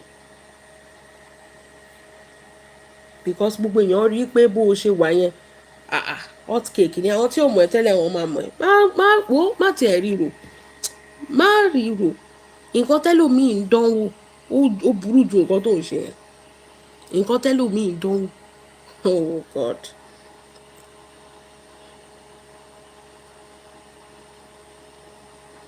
Then part 2 godmother Isonu only these videos came out in January this year and ever since then some set of people have been extorting Sisi Alagbo. Eniola has been paying all those bloggers that are helping her to drag Iya Ikimo on social media, and they were the same people that eventually released everything now because she stopped paying them. Orí ẹ̀ wò pé Eniola ń sanwó fún èlò ganan ń tàgbò tó máa sanwó fún blogger kan lè drag Iya Ikimo. Who is Iya Ikimo? Who is Iya Ikimo that they are dragging? Ṣé iye orúkọ Iya Ikimo náà kọ sínú 1,000 ni? Who is Iya Ikimo tó ń ta ṣinṣin tó ń ta cocoyam wa ṣinṣin wa ẹ bá wa ra plantain chips so Eniola máa owó tó yẹ kó fi jẹun ó máa kó fún bloggers kó máa fi drag Iya Ikimo sórí ṣé bó ṣe ń drag ẹni sùúrù náà ṣé woman yìí ṣó ní dementia ẹ padà sẹ́yìn nígbà tí kìíní kọ́kọ́ break out ní December to January ta náà drag jù náà àwọn méjèèjì no be Iya Ikimo everybody dey behind her ṣé mi ò dúró ti Iya Ikimo ní gbogbo ìgbà yẹn ta náà drag jù nù Iya Ikimo àti Sisi Alagbo they drag Sisi Alagbo like Aswani generator kò sí nǹkan tó ṣe there is a blogger that works for Iya Ikimo yìí which was star girl at then that was dragging Sisi Alagbo back to back for everything tó bá ṣe they go drag am they drag her husband everybody was supporting Iya Ikimo wọ́n sọ pé the same Sisi Alagbo that everybody is dragging èèyàn kan péré mà ló support Sisi Alagbo and ẹni yẹn gan that is Dorcas òun kan ti kọ́kọ́ support Iya Ikimo wọ́n lè dànù bẹ́ẹ̀ ni tó sọ pé ó fẹ́ sọ̀rọ̀ ẹ̀ di ọ̀rọ̀ Fọlá tó bully Dorcas ní gbogbo ìgbà yẹn everybody was for Iya Ikimo now so ìgbà wo náà wọ́n á sanwó pé kán lọ máa drag Iya Ikimo ta ló drag Iya Ikimo ẹ kàn wọ́n máa sọ̀rọ̀ from your orí pẹ̀ ń wá pity part ta ló drag Iya Ikimo nobody drag her now ìgbà tí gbogbo kinní yẹn shift làwọn èèyàn rí pálábòsì ni òun gboko lẹ́yìn ó dẹ̀ ń pretend bíi pé yà ń jẹ́ ọkọ ẹ̀ dẹ̀ ń ṣẹ̀tọ́ fún ẹ o but you cannot come to social media torí pé o ti ń ta plantain chips àwọn èèyàn ti ń mọ̀ ẹ́ o lè wá sórí social media kó okay everything is settled wọ́n dẹ̀ ń dó ẹ mọ́jú o dẹ̀ ń pretend fún gbogbo wa bíi pé you are still suffering they want to buy you kíní kan ṣe kíní kan ṣé kọ́ ọmọ ọlọ́mọ wá kú fún ẹ ó ní kó sún ni tó bá dẹ̀ fẹ́ sún get the fuck wọ́n bully Sisi Alagbo bíi everybody including myself àìmọye fídíò tí mo ṣe fún Sisi Alagbo bíbá àìmọye fídíò tí mo ṣe fún Sisi Alagbo everybody bully her so ìgbà wo wà ní Sisi Alagbo tó wà ń sanwó pé kán bully Iya Ikimo ìgbà tó ń bully Sisi Alagbo so Iya Ikimo ló sanwó kán máa bully Sisi Alagbo tẹ wá ń dé sí tẹ wá ń manipulate gbogbo ẹjọ àwọn blogger wo gan ló ń ṣe kéèsì Sisi Iya Ikimo báwo làwọn pípọ̀ ṣe máa ń parọ́ báyọ̀ ẹ̀dẹ̀ máa borí ta ni ẹ gbọ́ láti January yẹn tí engineer current ti jáde tó dẹ̀ ti sọ fún wa pé gbogbo ẹ ti settle sí o ẹ ṣe o ẹ má bínú o stargate settle Dorcas settle everybody settle wípé this is the end since that January ta ló sọ̀rọ̀ Iya Ikimo tí wẹ́pọ̀ ká wá ń sọ fún wa pé Sisi Alagbo ń sanwó fáwọn kan kó máa bully Iya Ikimo tí ẹ mọ ọ̀rọ̀ pa ó ní Sisi Alagbo is in great danger now danger ẹ̀pọ̀n ní lóòótọ́ wọ́n ń kó ẹ̀pọ̀n bò burúkú they are threatening her to admit that she was the one that requested for the threesome and it's a fantasy and which she has started saying engineer is behind everything happening to Eniola, and Eniola hasn't seen anything yet. If she doesn't run now, ibo ni kó sá lọ, ṣé kó wá sá sọ́dọ̀ Èjìká ni, ṣé kó sá wá sọ́dọ̀ ọkọ ẹ̀ kó wá ṣe third wife ńbẹ̀, ṣé ó lè gbà? Ìwọ tó gbádùn, ṣé kó sá wá sọ́dọ̀ ọkọ ẹ̀ kó wá ṣe third wife ńbẹ̀? Ọmọọlá said, but what is Boss Lady own in this matter? Is she the camera woman or the third woman? Ẹ ní gbádùn. Ṣé rí aggression inú tó ń bí gbogbo wọn náà fi kan rẹ̀ mọ́ Boss Lady. Why? Torí pé Eniola ń polówó lọ́dọ̀ Dorcas. Ṣé dẹ̀ mọ̀ pé lọ́wọ́lọ́wọ́ mẹ́wàá láka ibi ń pa. Ọlọ́run ló mọ how many years ló máa fi dín gàrí kó tó rí 1 million pa. Ọlọ́run ló mọ how many bag of gàrí kó tó rí 1 million pa. Pẹ̀lú owó tí Eniola ìyẹn Sisi Alágbo tó ń san fún Dorcas fún advert. Mẹ́wàá láka is jealous. She go bully Dorcas ìyẹn is on a steady nìyẹn. Àwọn apá left, àwọn tí yóò gbádùn ní ayé, àwọn amẹ̀bọ̀ yẹn, àwọn náà they will bully Dorcas because they are fighting her already. Àwọn kan sọ pé àwọn ò understand the reason tẹ́ fi ń drag Dorcas.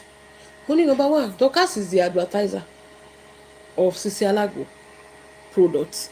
Òun ló gba advert yẹn. Of course, people are going to hate her. She no dey the video. She's not recording them. She was aware. Bí gbogbo a ṣe gbọ́ náà lòun náà ṣe gbọ́. But na she dey drag. Ṣé rí pé mo máa sọ fún yín pé wèrè pọ̀ lórí social media.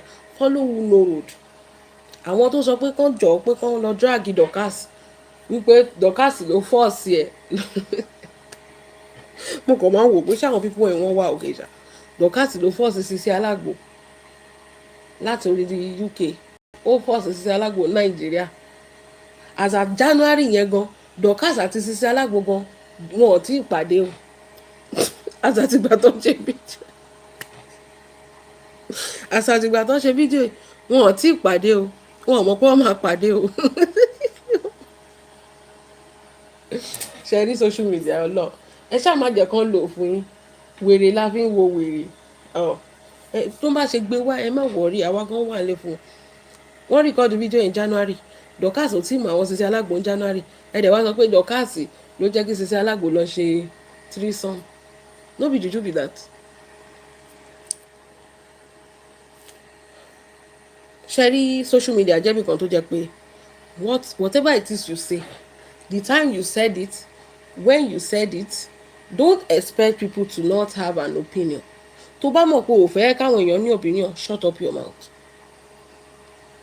That is it. Ìyá Ekimo gbẹ́jọ́ kan jáde, ó jó. Mo mọ̀ pé ó ti rí fídíò yẹn, òun ló fi jẹ́ kó máa jó, kó máa ṣubú sílẹ̀, kó máa dìde. Kò sí wàhálà. Ó dẹ̀ update back to back, you know. But don't expect because there is a fight. Ṣé social media is a place tó yẹ pé mo like fún kinní kan. Kò sí injustice, bó bá ṣe gbé wá ló ṣe máa gbà. Kò sí pé mi ò mọ̀. Ṣé rántí gbà tí Bíọ́lá Adébáyọ̀ àti Bàbá Ìjẹ̀ṣà tó ṣẹlẹ̀. Tí Bíọ́lá ṣe, you did not know. Rí bó ṣe kò bò. That is one thing about kò sí injustice. They will be the one to shaking it to reset your brain. Ìyá Ekimo was dropping updates. Ẹ jẹ́ kí n kà fún yín. Ó ní wèrè dùn wò kò ṣeé bí lọ́mọ. Ọlọ́run má fi wèrè dán wa wò tọmọtọmọ. Ṣé Sisi Alágbo ni wèrè o àbí ọkọ ẹ̀ tó bímọ fún ni wèrè? You will explain. Ó ṣe wá jẹ́ pé time yìí ló wá jẹ́ pé irú ìwọ tó jẹ́ pé o kì í update anything ju ọjà ẹ àti delivery ẹ lọ. Òun lòun kọ wèrè dùn wò. Ó sọ pé wèrè dùn wò kò ṣeé bí lọ́mọ. Okay, òun náà tún lélẹ̀. If you post something like this, tó dẹ̀ mọ̀ pé wàhálà wà ńlẹ̀, expect the fans of the other people to dáàbò ẹ̀. A caller is a buyer lórí social media. If you know you don't want to ṣe kíni o fẹ́ jẹ́yà, keep your mouth shut. Ṣé o mọ̀ pé ìwọ ò lágbára, o ò ní stamina, kán tó sọ̀rọ̀ sí ìwà abúsẹ́kùn wà máa ké. But na you dey update. Don't expect that you go update and nobody is going to talk. For every update tó bá ṣe, Ìyá Ekimo, as at this time, you go collect o. Kì í ṣe mi o. Èmi ò tiẹ̀ rí ẹ. But sórí àwọn fans Sisi Alágbo, ara ń kan Gaza náà kì í ṣe. Wọ́n ń ṣọ́ ẹ lápá, ṣọ́ ẹ lẹ́sẹ̀. tó bá ṣẹ́jú jù gan wọ́n á hàn ẹ́, tó bá ṣe bí social media ṣe rí nìyẹn. Tó bá yẹ pé òun náà ń ju shade sí ẹ indirectly or directly, táwọn fans tiẹ̀ náà bá rí wọ́n á hàn bí social media ṣe rí nìyẹn. So anybody má wàá máa pretend wípé I did not know, I did not say anything, I did not mention him. Wọn ò gbọ́ yẹn lórí social media. Go náà gbọ́, wọn ò gbọ́ come. You do, you collect. Ó ṣe wọ́nranwọ̀nran, wọ́n á gbé wáká ẹ mọ́lé ni tìyátìyẹ́ ẹ̀ kò sí pé kínní. Wọ́n á gbé wáká ẹ mọ́lé ni. So don't be mama pay kó wá rò pé wéré sórí wọ èèyàn tó fẹ́ sun jẹ tẹ́lẹ̀ ni ẹ tó wá fi pupa bọ́rọ̀ ìṣeré ni wọ́n fẹ́ sun ẹ jẹ tẹ́lẹ̀. Má sọ anything tó bá ti lè sọ̀rọ̀ wọ́n á dàbò ẹ̀. Know that. Ẹgbọ́n nǹkan tí Pause and Ponder wá sọ. Pause and Ponder sọ pé ẹ jọ̀ọ́ now ẹ stop bullying this woman. Of course they will bully you because ojú ogun ni a wà lọ́wọ́lọ́wọ́ ẹ̀. Má sọ pé you want to cross, you want to ṣe kinní kan, kò sí ceasefire. Wọ́n á dàbò ẹ ni. Wọ́n ń dàbò ẹ ni. Pause and Ponder wá gbèjà pé ẹ jọ̀ọ́ now I stop bullying this woman. The fact that she posted this doesn't mean she's literally referring to Hakeem. She is. We are not stupid on social media. She is. Is that she's referring to Sisi Alagbo? That word is even directed to Sisi Alagbo than Hakeem. That is it. Because the rival Tony is Sisi Alagbo. So the word is directed to Sisi Alagbo. Plus another now said, she posted this doesn't mean she was literally referring to Hakeem. Assumption máa dá wàhálà sílẹ̀ ni. Even if she's referring to him in as much as she didn't attach the name to it, abeg get free here now. See, you cannot pull the name thing. Ìjà wà ńlẹ̀, òun ju update. Àwọn yẹn ò ní fojú rere wò ẹ́. Ó dá o kò dá o. Wọ́n á rò pé àwọn ló ń ṣèdí. Ó ní tíìmù ẹ, àwọn náà ní tíìmù. Kò sí nǹkan tó lè ṣe. Sórí ìwọ náà wo kinní kan. Ìgbà tí kinní ìṣẹ̀lẹ̀, gbogbo àwọn tíìmù ẹ wọ́n ń gbé fídíò ibi tó ti ń jó tó ti ń ṣubú yẹn. Wọ́n ń gbé oríṣiríṣi orin sí lórí. Àwọn yẹn náà wò pé ẹ fi ilẹ̀ ìyá máa tó jẹ. Bí social media ṣe rí nìyẹn. Tó bá mọ̀ pé ò fẹ́ kán drag ẹ, keep your mouth shut. Do not post, do not laugh, do not cry, do not frank. Just máa kàn máa enjoy ẹ̀. Nǹkan tó bá ti rí máa rẹ́rìn. Sọ́kàn ààrẹ fi ilẹ̀ torí pé wọ́n ń ṣọ́ ẹ náà. O forúkọ sí o. They will assume this is the person you are talking about, and the fans of those person wọn ò ní bẹ́ẹ̀ gbà lẹ́rọ̀, wọ́n máa kó fún ẹ lélẹ̀ ni. Ìwọ gan wàá fìlẹ̀ sórí pé wọn ò tí bẹ̀rẹ̀ pẹ̀lú ẹ tí Pause and Ponder ti wá ń bẹ́ẹ̀ bẹ̀bẹ̀ pé kánjọ kan má bully ẹ mọ́. They will bully you like crazy. So keep your mouth shut. Tó bá mọ̀ pé o lè jà, you cannot defend yourself. This is not the time for you to be jambla talk, because ara nǹkan Gaza lọ́wọ́. Ẹ̀pọ̀n bàbá ẹ̀gbọ́n wa ti wà ń ta. Ara nǹkan Gaza lọ́wọ́lọ́wọ́ ń sìn o. So you are the number one suspect. Tọ́ máa rò pé you want to laugh at them, so they will attack you. Then Joyce Block said, thank you for saying the truth. Don't mind them. Any of Farida's updates, they will be reading meaning to it. They are constantly bullying her. Àwọn aláyé bàjẹ́. Ẹ kó ṣì kóun náà fi update ilẹ̀. Èkọ́lá is a buyer. Ìwọ ò ṣe máa update. Tó o bá rí update lórí phone ẹ lórí page ẹ tó jẹ́ pé ọjà ẹ ló ń polówó, they will not attack you. Àbí? They are not mad people. But tó bá update nǹkan kan wèrè dùn wò kò ṣe bí lọ́mọ. Ó wá sọ pé ò bá wọn wí. Àwọn náà máa sọ pé àwọn náà ò bá ẹ wí ni by the time tó bá ń drag ẹ. Nísìnyí báyìí tó ń drag ẹ báyìí èèyàn méjì ló sáré wá defend ẹ. Àwọn yẹn náà wá sọ pé àwọn náà ò bá ẹ wí ni. Kí ló wá dé tó wọ́n sọ pé wọ́n bully ẹ? Ìwọ ò bá wọn wí pẹ̀lú wèrè dùn wò. Àwọn náà ò bá ẹ wí pẹ̀lú dragging náà, pẹ̀lú bullying náà. Ẹ má play a pity party lórí social media. Social media is not a place for pity party.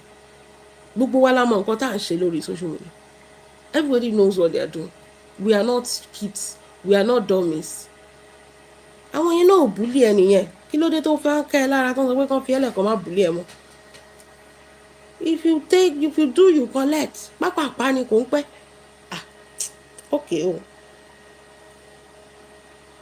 Okay.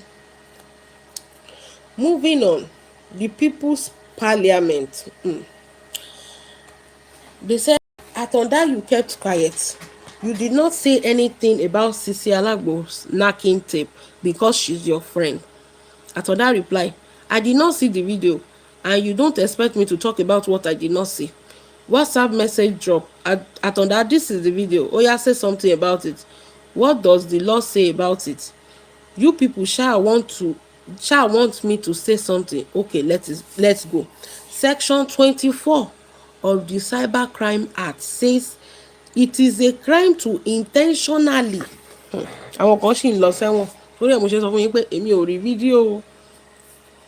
It is a crime to intentionally send messages or media via a computer system that are grossly offensive, pornographic, or of a indecent, obscene, or menacing character. The punishment is up to 7 million for the account, 7 million naira fine, or 3 years. Ọdún mẹ́ta gbáko pẹ̀lú iṣẹ́ àṣekára. 3 years in jail. To the person who sent me the video, let me tell you the truth. Ẹ̀yin tẹ́ tún pín kéré láàrin ara yín, ṣé ń gbọ́. For sending me that video, you have committed a crime against Section 24 of the Cybercrime Act. But I hold you a duty of confidentiality, and you are safe with Atonda. Sex between 2, 3, or 4 adults is not a crime under Nigerian law, provided it's based on consent. Kò ṣẹ̀ṣẹ̀ ń bẹ nínú Bíbélì. Kò ṣẹ̀ṣẹ̀ ń bẹ níwájú ìjọba. Nínú àsìmọ̀ tó jẹ́ pé ó wu gbogbo yín kẹ́ ẹ. But leaking such video or photo without their consent is a serious crime. And sending that video from your phone, Ọlọ́run tẹ̀ ṣe, from your phone to another person is also a serious crime under the law. Ṣé ti gbọ́ ẹ̀yin tẹ́ ń pín kiri kán wá gbà lọ́dọ̀ yín, àwọn kan tó sọ pé kán wá fowó gbà, àwọn ní full video yẹn ẹ mọ̀ pé. To anyone who currently have the video on their phone, to avoid free stone beans, oh God, 2 portions of rice at ẹ̀wà tí ò lókùúta. I will advise you not to send it to anyone because it's a crime under the law. I don't know who leaked the video, but whoever leaked the video in the first place without our consent should know that they have committed a crime, and if she decided to take the case up with the person, free stone beans is sure for them, and what is sure for any. And to you looking for the video or sending them, if she take it up with you, torí ẹ̀ mo ṣe sọ fún yín pé èmi ò rí fídíò o. I don't know the video you are talking about. Rí pé Lizzy gan deny pé òun ò rí o. Nǹkan táwọn èèyàn sọ lòun join together. And to you looking for the video, ẹ̀yin tẹ́ ń fowó wá fídíò, ẹ̀yin tẹ́ ń ta fídíò, tẹ̀sán káwọn èèyàn máa mówó wá. Or sending them, if she take it up with you, free stone beans for you as well. Ó máa lọ jẹ̀wà nínú ẹmọ bí tó ti ń jẹ̀wà bẹ́ẹ̀ ni. Ignorance of the law is not an excuse. Ẹ ṣé jàre, the People's Parliament. Ẹ máa pín kiri. Ẹ máa download ẹ̀ kiri, ẹ máa gbà kiri. Wọn kì í sọ fún yàn. Ẹ̀wọ̀n rèé náà jújú. Wọ́n ní, if Eniola Sisi Alagbo, this is from Aṣẹ́wó plug though. Eniola Sisi Alagbo is still ignorantly trying to keep what's already broken between her and Mewalaka. It is that woman that will bury her. Ben, can two work together except they agree? How do Eniola Sisi Alagbo want to retain Mewalaka that hated her passionately, hated Hakeem? I don't understand why Mewalaka hated Hakeem. Tọ́mọ bá mọ́kọ wálé, ṣé èèyàn máa hate ọkọ ni? Ṣé èèyàn máa pọkọ ní jígólò ni? Tọ́mọ ẹ bá mọ́kọ wálé, I don't know why she hates Hakeem like that. Either you like it or not, you cannot decide for Eniola. You have to keep quiet. The man involved is a children's father. Oh yeah, Millennium. I think you're talking about Kinan Koruke. ìyá Ikimo.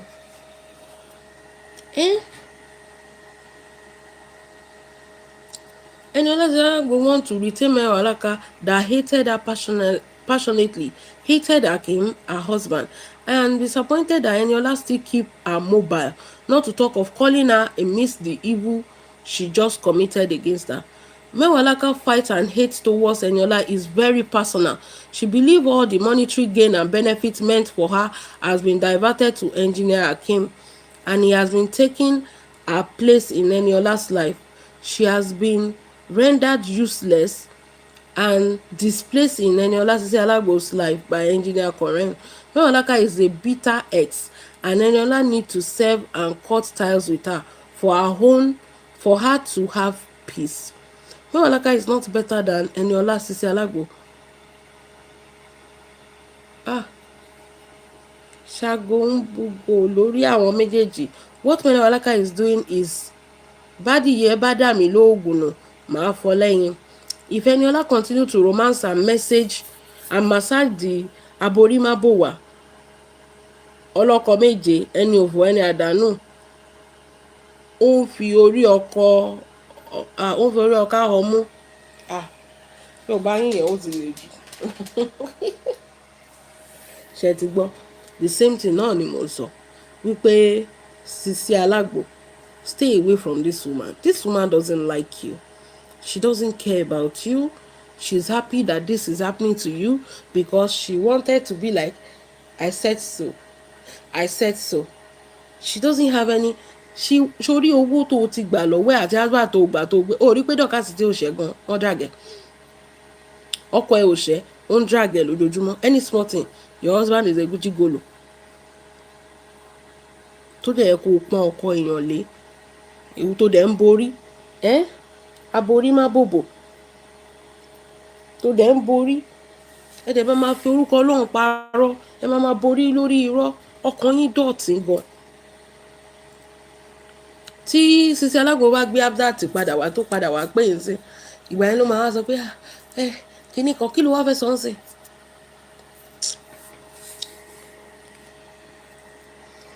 This is for Flaky J.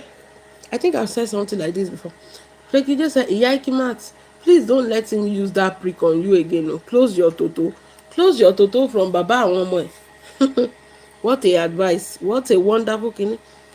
Ìyá Ikimat wọ́n ní ẹ̀rẹ́ bá ti dé. Hello, good evening ma. Wọ́n ní tí engineer Koren bá ti dé. Wọ́n ní kó má la òbò fún. Ebi á pa ẹ́.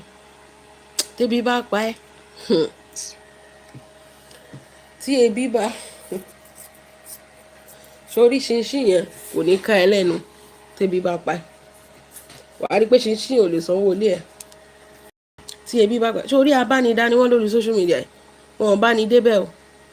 Wọ́n ní kó má fún ọkọ ẹlẹ́tọ̀ọ́ ẹ̀. Akúkú wo nǹkan tá àti ẹ̀fẹ́ yẹ kí bàbá ó gbọ́. Bàbá ló máa parí ẹ̀. Akóra akẹ́rù ẹ̀ tó kú. Ó dọ̀dọ̀ Sisi Alagbo nìyẹn. A kàn máa ṣe kí ni a máa sanwó ọmọ ẹni. Owó skul àwọn ọmọ nǹkan ẹyọ kan tó jẹ́ nìyẹn. The guy, I don't think the guy is bad, but at the same time, I don't want you to go and lose a man. Àwọn ló máa do ẹ náà, single father, àbí married man náà ló máa gbóbò fún. It's not a life o. It's not a life. Your husband is your husband. That is why I'm even telling you pé don't update anything torí ojú tọ̀rẹ́ mi ojú òtì mi ìwọ ọgbọ́n ló ní tìjú bàbá àwọn ọmọ ẹ nìyẹn. Ẹ pọ́n dádì àwọn ọmọ ẹ wà ń ta Ìyá Ikimo. Sisi Alagbo ò tí bímọ fún. Dádì wa ẹ pọ́n dádì wa fùfú. So ìwọ kan fọ́kàn ní update tọ́ sí. Ìwọ ló bímọ yẹn fún. By default ìwọ níyàwó ilé. Ẹ pọ́n dádì yín wà ń ta. Èèyàn kan wá comment pé ṣe dey play. She knows her husband wella. I don't think your advice is taking on her. I don't think your advice is taking on her. As ọmọ tó ní sharp brain, ó yá make 2 + 2 together on their story and view it. I will not say more than that. Kó má la ògbò fọ́kọ ẹ̀sẹ̀. Ìyá jẹ́ ẹ. Wàá rí pé wèrè àwọn tó ń kí ẹ lẹ́yìn lórí social media, you will now understand that wèrè làwọn people ẹ̀. wọn bá ní wọn kàn bá ní dání wọn ní bá yín débẹ̀. Ẹ máa gbọ́. Mewalaka said it was Dorcas that leaked the video Akeem sent to her. Ha! Hey, Allah. Allah. Èló ni Sisi Alagbo sọ yẹn náà, ó dàbí 7.5 million. 7.5 million ti dá wàhálà lẹ. Mewalaka àtijọ́ ìlú ti ní Dorcas sínú. Mewalaka ò lè sùn 7.5 million. A ti wo adúrú gàrí tó máa dín bí 100 bags àbí 200 bags kóun tó lè rí 7 million. Òní Sisi Alagbo tó wá lọ kó fún Dorcas yẹn. Mewalaka said it was Dorcas that leaked the video Akeem sent to her, and she used fake profile to blackmail Eniola and later release it. As how now? Tí Dorcas bá ti fẹ́ blackmail anybody, ṣé èèyàn tó ń san advert fún ló tún máa blackmail ni? Rí bí Dorcas ṣe máa ń pọ́n ọmọ yẹn lé ni. Sisi Alagbo ń ta kínní, ó ń tẹ́lẹ̀ tó ń gbé jáde tó ń. Kí ni Dorcas fẹ́ gbà ń bẹ́? Mewalaka, I feel like ìwọ gan ló leak video yẹn. I feel like that because ìwọ gan ló wà jealous, ìwọ ló gba gbogbo ẹ̀ sódì, ìwọ ló dùn jù kò yé mi. Ìwọ ló tún dàárọ̀ ọjọ́ kejì tó ń dúpẹ́ wípé ẹ ṣé o ẹ̀yin èèyàn, ṣé ìwọ náà dó ni? Tó ń dúpẹ́ kiri. You are so frustrated ọlọ́. Wọ́n ní ẹgbọ́rọ̀ lẹ́nu wèrè. Dorcas wà rí ẹgbọ́rọ̀ lẹ́nu wèrè. All of you that leaked the video, ẹ máa ṣòfò ọmọ ni. Ẹ ní jèrè gbogbo ẹ̀yin ọmọ yín because Dorcas gan wọ́n release video tiẹ̀, she knows how it feels now. Ṣé torí ẹ̀ ló ṣe lọ bẹ Mewalaka pé kó jọ kó dáríjì tí yẹn dẹ́ dà sí rọ́ọ̀fù torí 7 million na water. Dorcas ó jẹ́ ṣí ẹ̀ lára 7 million yẹn pẹ̀lú má jẹ́ kébi pa Mewalaka kú. Ebi lélẹ̀. Wọ́n ní ebi ló ń pa ọmọbìnrin yẹn, kò sówó.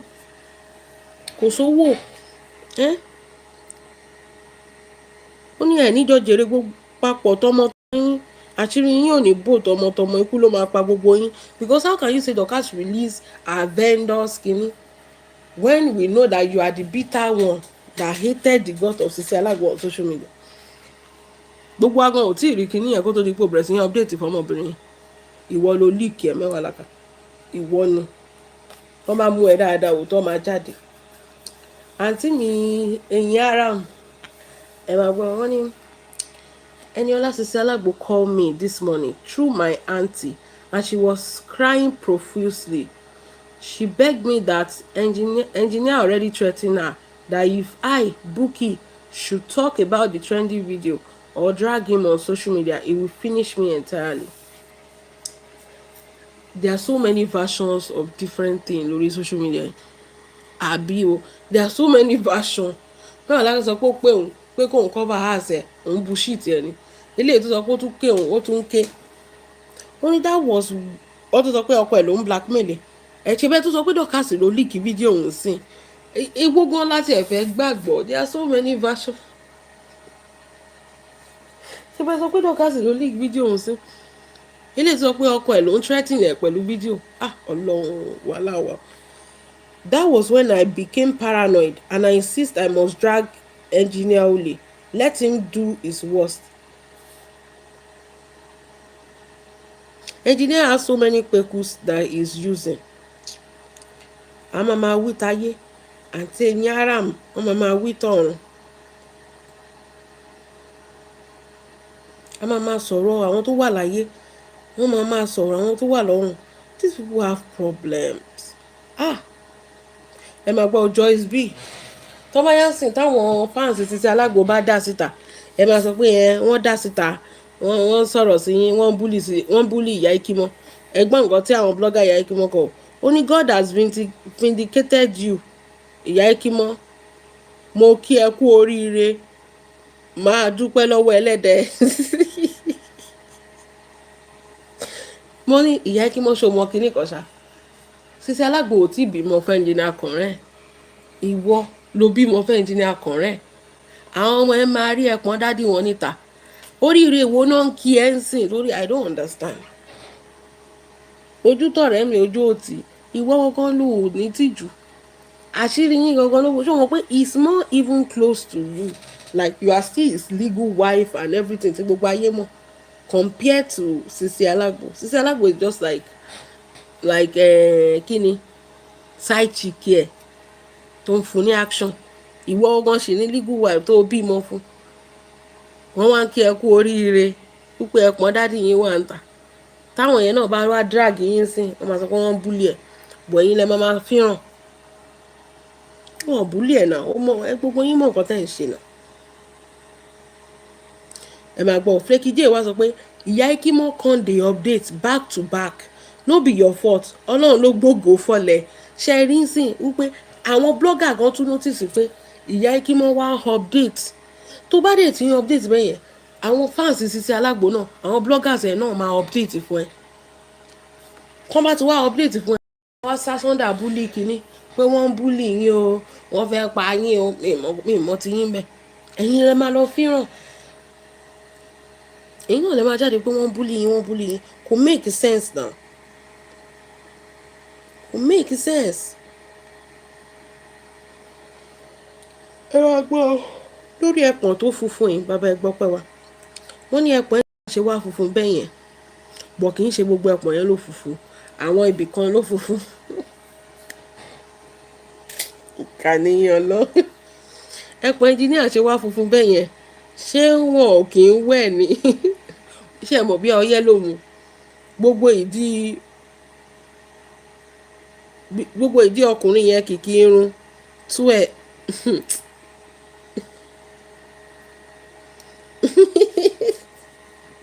Ẹ ṣáà fẹ́ pọn ẹ̀ lẹ́. Stargurl sọ pé alájà mẹ́wàá láká ọmọ yín ti bẹ̀yìn, ẹ̀yin náà dẹ̀ ti fa nǹkan yín, ẹ̀yin náà ṣó bá yẹn pọ̀, ẹ̀yin náà dẹ̀ ti fa nǹkan yín mọ́ra padà níjẹta. Ó yá ẹ jèbùrẹ́ nítorí abiyamọ ò kì í gbọ́ igbe ọmọ ẹ̀ kó má ta tí. Enough said inú àgbà lọ̀rọ̀ máa gbé àfàgbò náà. Ẹ ò ní gba orúkọ burúkú lórí ọ̀rọ̀ Sisi Alagbo. Mo fi Mecca àti Medina bẹ̀yìn, mo fi orúkọ Allahu gba ọ̀rọ̀ yìí lọ́wọ́ yín. First time tí máa béèrè nǹkan lọ́wọ́ yín rèé, ó yá ẹ gbà. Wọ́n ní kẹ́ ẹ gbẹ̀bẹ̀. Èmi á sọ pé alájà mẹ́wàá láká ẹ̀bẹ̀ là ń bó ṣìkà. Bẹ́ẹ̀ni bí mi ṣe máa bẹ̀ẹ́ nìyẹn, ẹ̀bẹ̀ là ń bó ṣìkà kó lè jẹ́ ká rọ́nà ọ̀rọ̀. Òṣìkà ẹ̀dá ni ẹ́, òṣìkà tó jẹ́ pé if things are not going your way, you don't mind to destroy that person's life. Ẹ má fi Medina bẹ̀, bẹ́ẹ̀ ni ẹ má fi, ó borí kò bò wá, kò mọ nǹkan tó ń ṣe ń bẹ̀. Ṣé wọ́n ń ba yéèyàn jẹ́ ní Mẹ́kà ni? Àbí wọ́n tún téèyàn ṣe? Ta ni ò kí ń ṣe ẹlẹ́ṣẹ̀? Bẹ́ẹ̀ ni ẹlẹ́ṣẹ̀ ni everybody. So you have to go. Ó ní ọmọ yìí ti bẹ̀yìn, ṣé gbọ́ ọ̀kan tí Stargurl yẹn? Ó ní ọmọ yìí ti bẹ̀yìn, ẹ̀yin náà ó yẹ kẹ́ ẹ fà á mọ́ra. But still every 2 seconds update and video. Kí ló fẹ́ gbà ń díẹ̀? À ń ṣe ọlọ́run ọba gan-an dáríjì wá tẹ̀. Who the fuck is this woman? Tó sọ pé none of you love her the way I do and I'm glad she knows. Yes, èṣù kan jẹ̀bi ni. May God shield and protect you, Eniola. Irọ́ nìyẹn. Ẹ kó kíní sápò yín, amọ̀rú yín.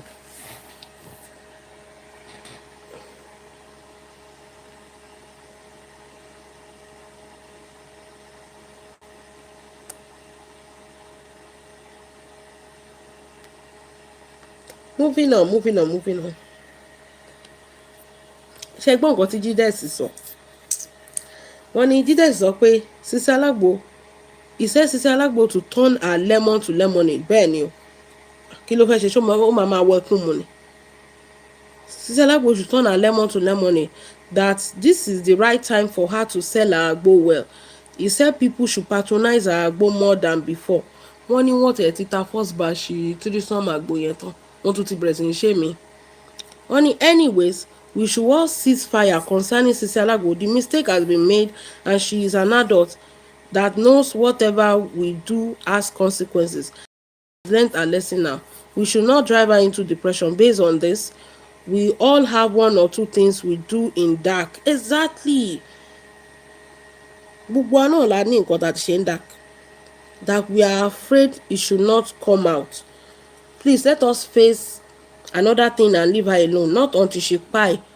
We will now stop. Men don't watch their fellow men like that. In fact, they will sing praises. Though I am not saying that Alagbo did, I'm not saying what Alagbo did was okay, but she's a married woman and she did it with her husband and another woman, which she consented to. Ẹ dèbùrẹ́ ẹ̀yìn ayé, ayé kò ní rí ìdí wa tọmọtọmọ. Òun ni ò ní rí jà ayé o. Let's stop now. That is from Ìyáàfin Àbẹ̀ní. God bless you, ma'am.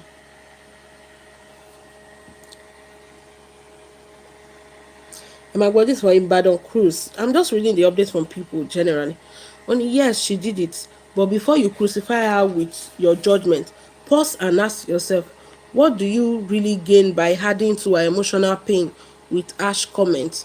No one under this sky is without one or two hidden secrets. The only difference is that some haven't been exposed to the public. Benny. Many people have done even worse. Yes, they are quick to judge Sisi Alagbo. She made a mistake. She owned it. She apologized and she's taking time to reflect.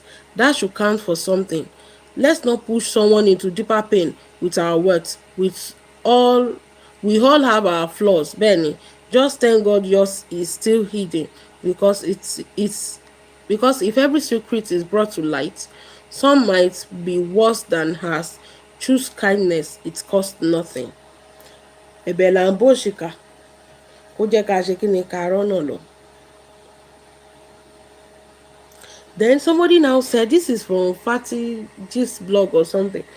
Only the old gist has everybody on edge. Grab your popcorn and take a seat. You all have been wondering how the tape leaked, right?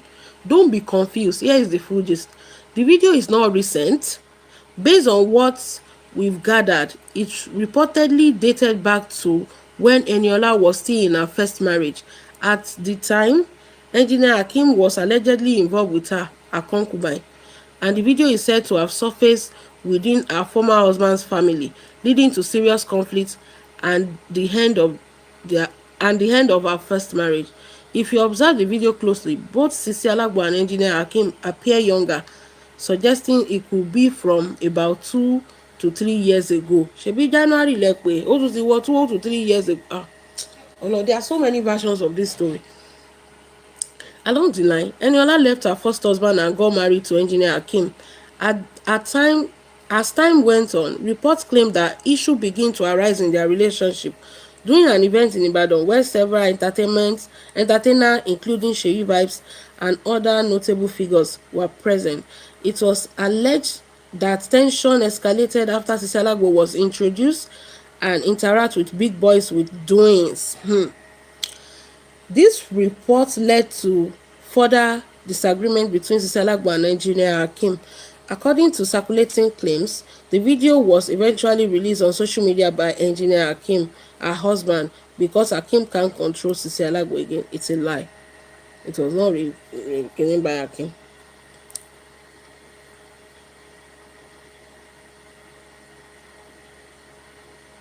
Baby said, this one is the real bomb. The way me wan understand be say Sisi Alagbo polówó ọjà ẹ ní jàre. She use her husband fún ìpolówó níjọ. I swear, because Nakademus Bọ̀dá Hakeem Bọ̀dá Hakeem wọ́n ní àgbo yẹn tẹ́ bá lò àgbo yẹn at the end of the day you ṣe kí ni o lè lọ bí ẹ̀mẹ́fà bí ẹ̀mẹ́jọ, because we are supposed, I don't say there is a video, but if there is a video we are supposed to see the video, like the full video. Ká wò láti bẹ̀rẹ̀, ká wò how many minutes, ká time Bọ̀dá Hakeem how many minutes ló fi ń lọ tó fi ń bọ̀ tó fi ń lọ tó. If there is a video and I'm saying there is no video, ṣó ti yé yín. So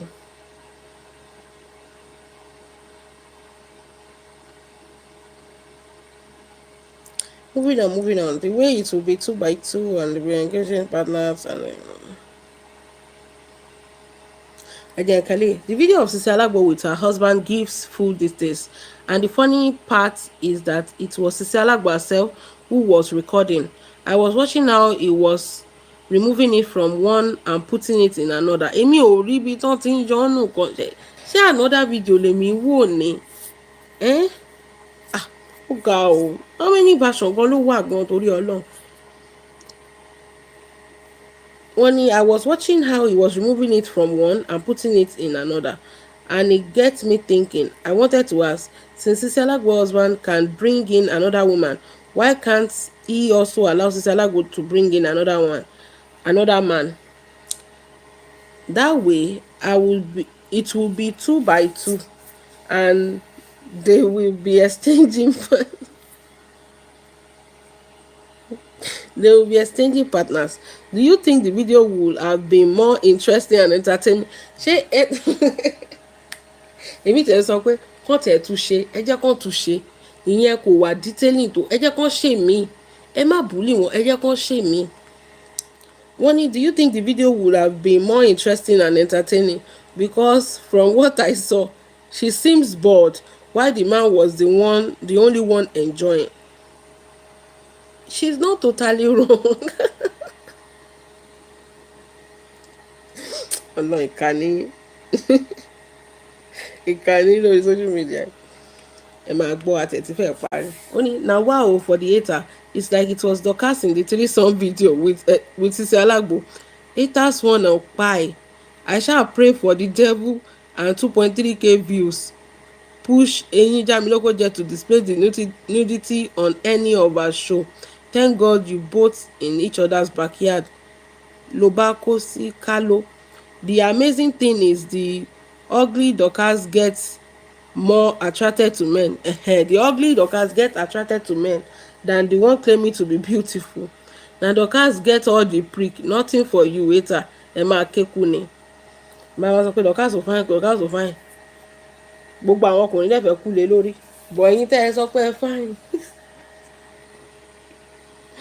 Post and mother sọ pé on Sisi Alagbo's case. Ẹ jọ̀ọ́ mi ò tẹ́ bá wò dáadáa ṣé Bukky fine sí i? Àbí ó fine tẹ́lẹ̀, because I don't know if she's fine now or she's fine before. Àbí she's not even fine at all. Both dead or alive, Bukky is not fine, honestly. Only on Sisi Alagbo's case, I don't do I mistakenly enter a live chat on TikTok now. If you see the way they attack me, calling me Okobo. Ẹ jọ̀ọ́ kí ni pọ́sà bọ́dà ṣe mí. Ààrẹ on top waiting. Èké yìí náà ni àwùsùbìláì ní báyìí o. The word ń sìn ọ̀rọ̀ Engineer Alagbo ni àwùsùbìláì ni o. Àwùsùbìláì ni o. Àwùsùbìláì ni o.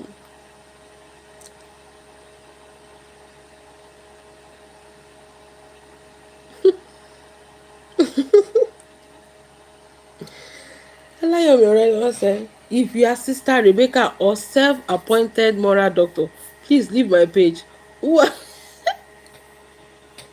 are you to tell a two grown adults how to live their lives? Go and give your moral advice to your family. We are not related, so we're koshi sonjare. It's true. These people are pretentious. Oh God. They are pretentious, crazily pretentious. And I keep saying it. Ẹ má fún wọn ní kíni. Ẹ má fún wọn ní audience. Nǹkan tó ń ṣe gan ó burú jẹ́lé lọ. Ọkùnrin máa yọ okó nínú òbò ẹ nínú òbò obìnrin míì. Ó máa rí bọ́ ẹ̀ lóbò. Mẹ́wàá láká tó má rí tó jẹ́ pé ọkọ ọlọ́kọ ló fẹ́. Ó mọ̀ pé máa yẹn níyàwó sílé o. Ṣé máa yẹn tó bá dóyàwó ẹ̀ láàárọ̀? Ṣé kò ní dòwọ́ lálẹ́? Ṣé kì í ṣe pé ẹjọ́ ń ṣe okó nìyẹn? Ṣèbí táwọn kọ̀ọ̀ràn ẹ̀ẹ̀kan ni. Bọ̀ ìwọ gbogbo ìgbà ni. Tí ìyáálé ẹ bá kó kínní, wọ́n kò bọ̀ wá fún wọn náà. Wọ́n kò ẹ máa treat infection ni. Ẹ̀yin lè máa jáde tẹ̀lé mo máa ṣe bẹ́ẹ̀ ni pé ayé ti fẹ́ parẹ́ ṣé ilẹ̀ ò wá ṣú ilẹ̀ ò wá mọ́ ni ṣé ilẹ̀ ò ṣú ilẹ̀ ò mọ́ ni kò sí nǹkan tó máa ṣe ọmọ yẹn ẹ tún máa jẹ́ kọjá ẹ̀ tà ní nǹkan tí ò yé yín nìyẹn pẹ̀lú bí display tọkọ ẹ̀ ń ṣe yẹn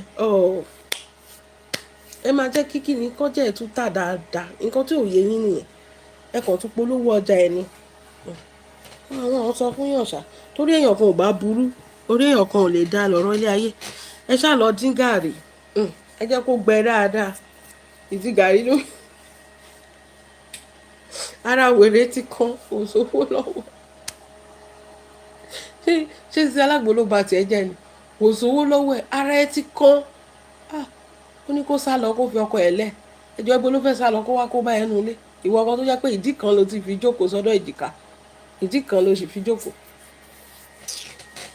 ìwọ tó ṣì ń lọ ìwọ ló wá ń sọ̀rọ̀ èèyàn ẹ wo èmi ò bó ṣe wà yẹn kí Sisi Alágbo kó ká àmàrà ẹ̀ dáhùn wèrè làwọn ló wà tó wà lórí social media wọ́n wọ́ọ̀sì jù ẹ lọ gbogbo àwọn tó wà advice ẹ̀ tí àṣírí wọn bá máa tú báyìí wà tó wò pé ẹ̀ ń dán nǹkan tó báyìí wò kò sí nǹkan tuntun lábẹ́ ọ̀run ó ti ṣẹlẹ̀ kò dẹ̀ sí nǹkan tó wá ṣe sí face your business ta ọjà ẹ má pé anybody kánjú mọ́jà ẹ bó ṣe lè wí ìwọ̀n nìyẹn tó bá ti rí pé àwèrè lélẹ̀ kò tiẹ̀ kí ẹ̀ wọ́n máa fi ẹ́ lọ́rùn lẹ̀ yàtọ̀ sí yẹn ó bá ń pè kiri bí wọ́n ṣe sọ pé ó pè wọ́n eléyìí sọ pé ó pè òun ìkan sọ pé òun pè òun ké ìkan sọ pé nǹkan leave them alone don't call anybody nǹkan tó yẹ kó gbé ẹ ṣubú nígbà tó lọ gbọ́kọ lọ́kọ kò gbé ẹ ṣubú o ṣé lè ló wá fẹ́ gbé ẹ ṣubú you were caught in a tape with your husband ló bá tán the case ọlọ́run tẹ̀ ti vindicate ẹ̀ gan ọkọ ẹ ló wà mẹ́ẹ̀ kì í ṣọkọ lọ́kọ kì í ṣe pé ó lọ ṣèrànù hello Lucas Thomas kì í ṣe pé ó lọ ṣèrànù àbí wọ́n ká ọkọ lọ́kọ lórí ẹ̀ it was your husband so you are already vindicated wọ́n náà ò lè ṣe nǹkan kí ayọ̀ pẹ́ má yọ o rí pé nǹkan tó vindicate ẹ̀ ni ẹ̀yin èèyàn mi ẹ jẹ́ àmọ́ lọ kò jẹ́ bó ṣe jẹ́ thank you for joining us God bless you and before I go ẹ má gbàgbé o ẹ má máa skip hard o do not skip the hard when you click on my videos. Number 2, thank you for the people that are giving us stars. What have any people from my pay up? See, they just opened a feature for me today, and I can reply your comments with a voice message. If you need me to tell you anything with a voice, I can just explain to you with a voice. And this is strictly for àwọn tó ń fún wa ní stars. Mi ò ní máa reply anybody just like that. Àwọn tó ń fún wa stars tó ń glue sórí page mi tó yẹ pé every time no test stars bẹ́ẹ̀ àwọn ọmọ máa fún ní voice message. I'm not going to give everybody just like that. Ṣó ti yé yín nínú comment section wọ́n ṣe open feature yẹn fún mi ni.